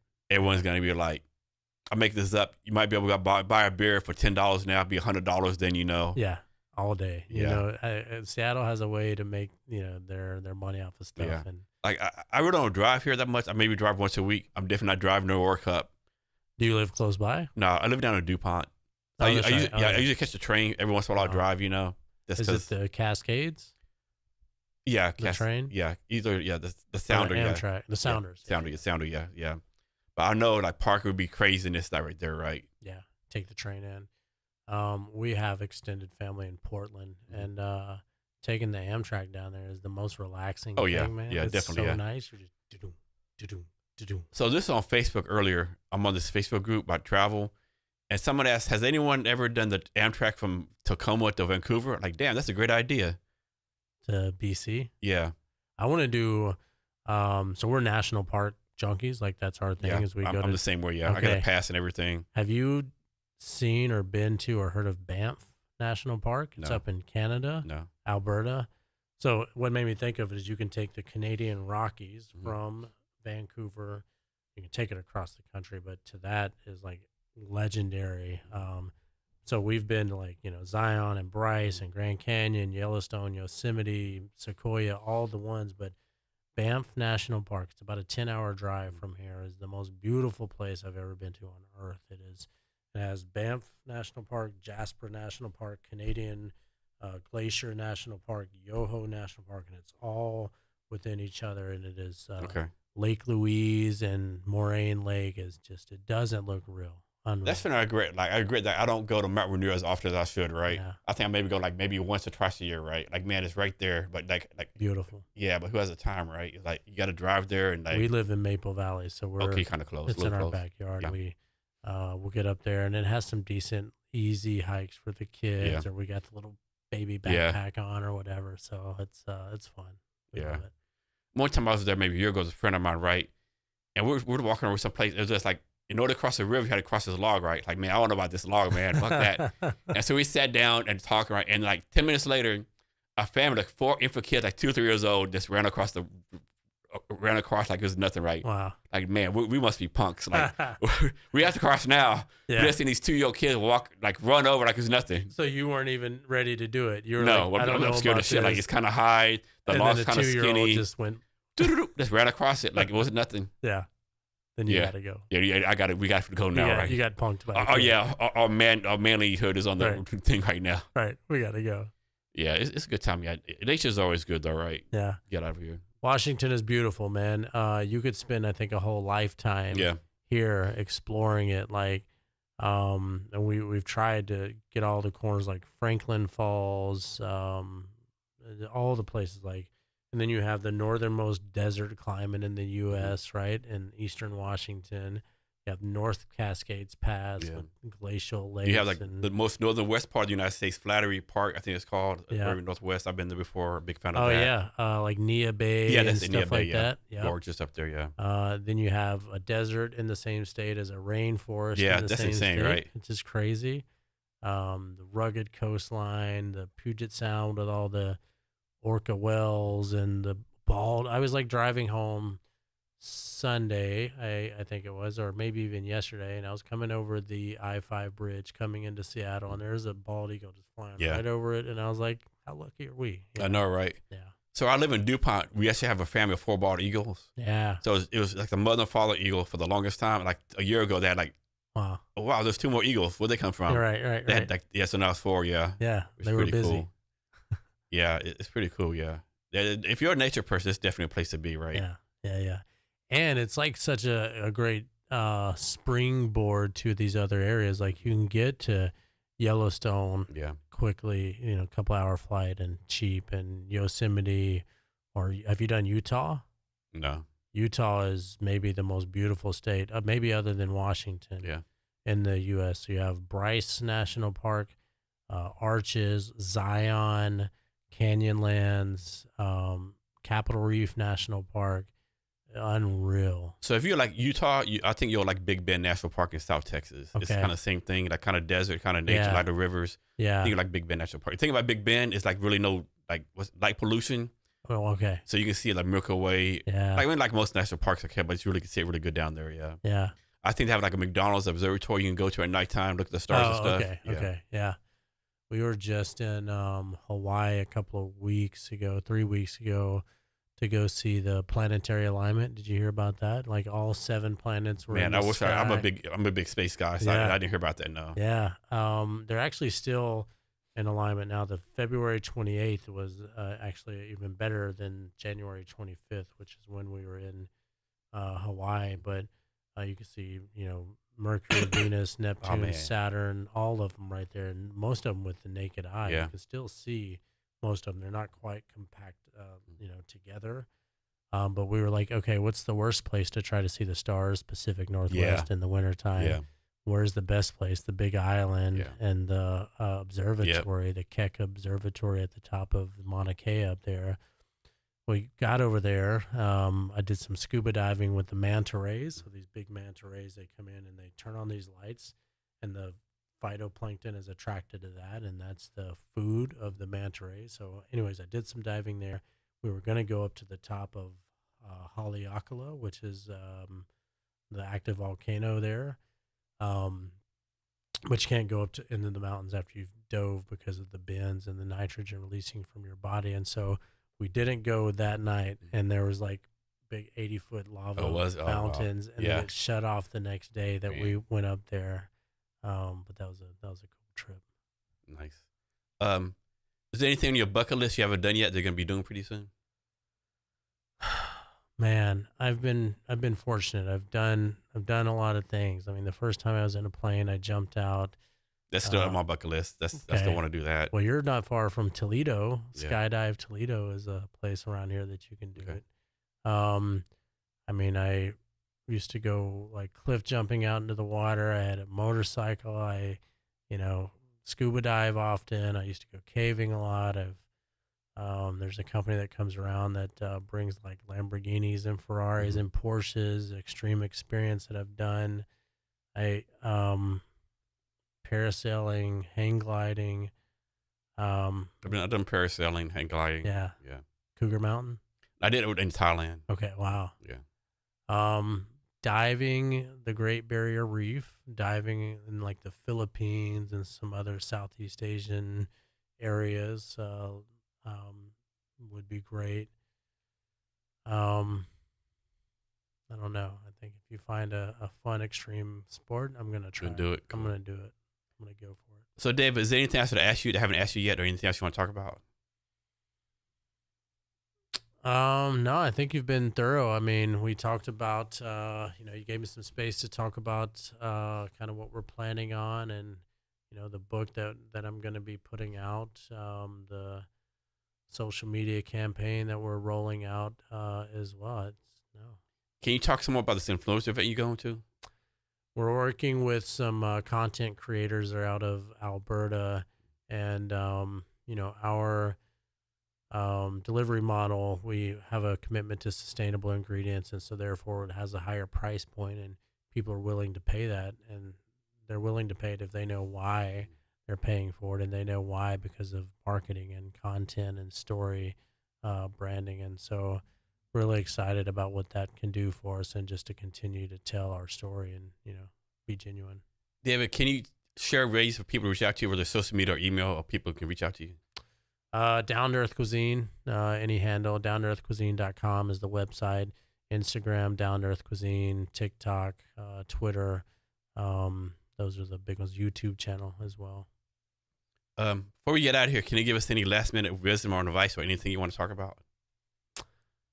Be kind to one another, man. I think the essence of life is just to make connections with people and to have experiences and to go out of your way to help somebody.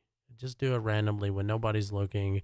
Help somebody that's maybe stuck on the side of the road, or somebody that when they're in the checkout line it looks like they're struggling a little bit. Like do it and walk away. Don't wait for them to say thank you. Like don't take a selfie video of it. Don't do it because other people are going to see you. Just do it because it's a good thing to do. Be kind. David, thanks for your time today. Really appreciate it. Yeah. Fun. Thank you. Cool. And to our listeners, thank you for your time.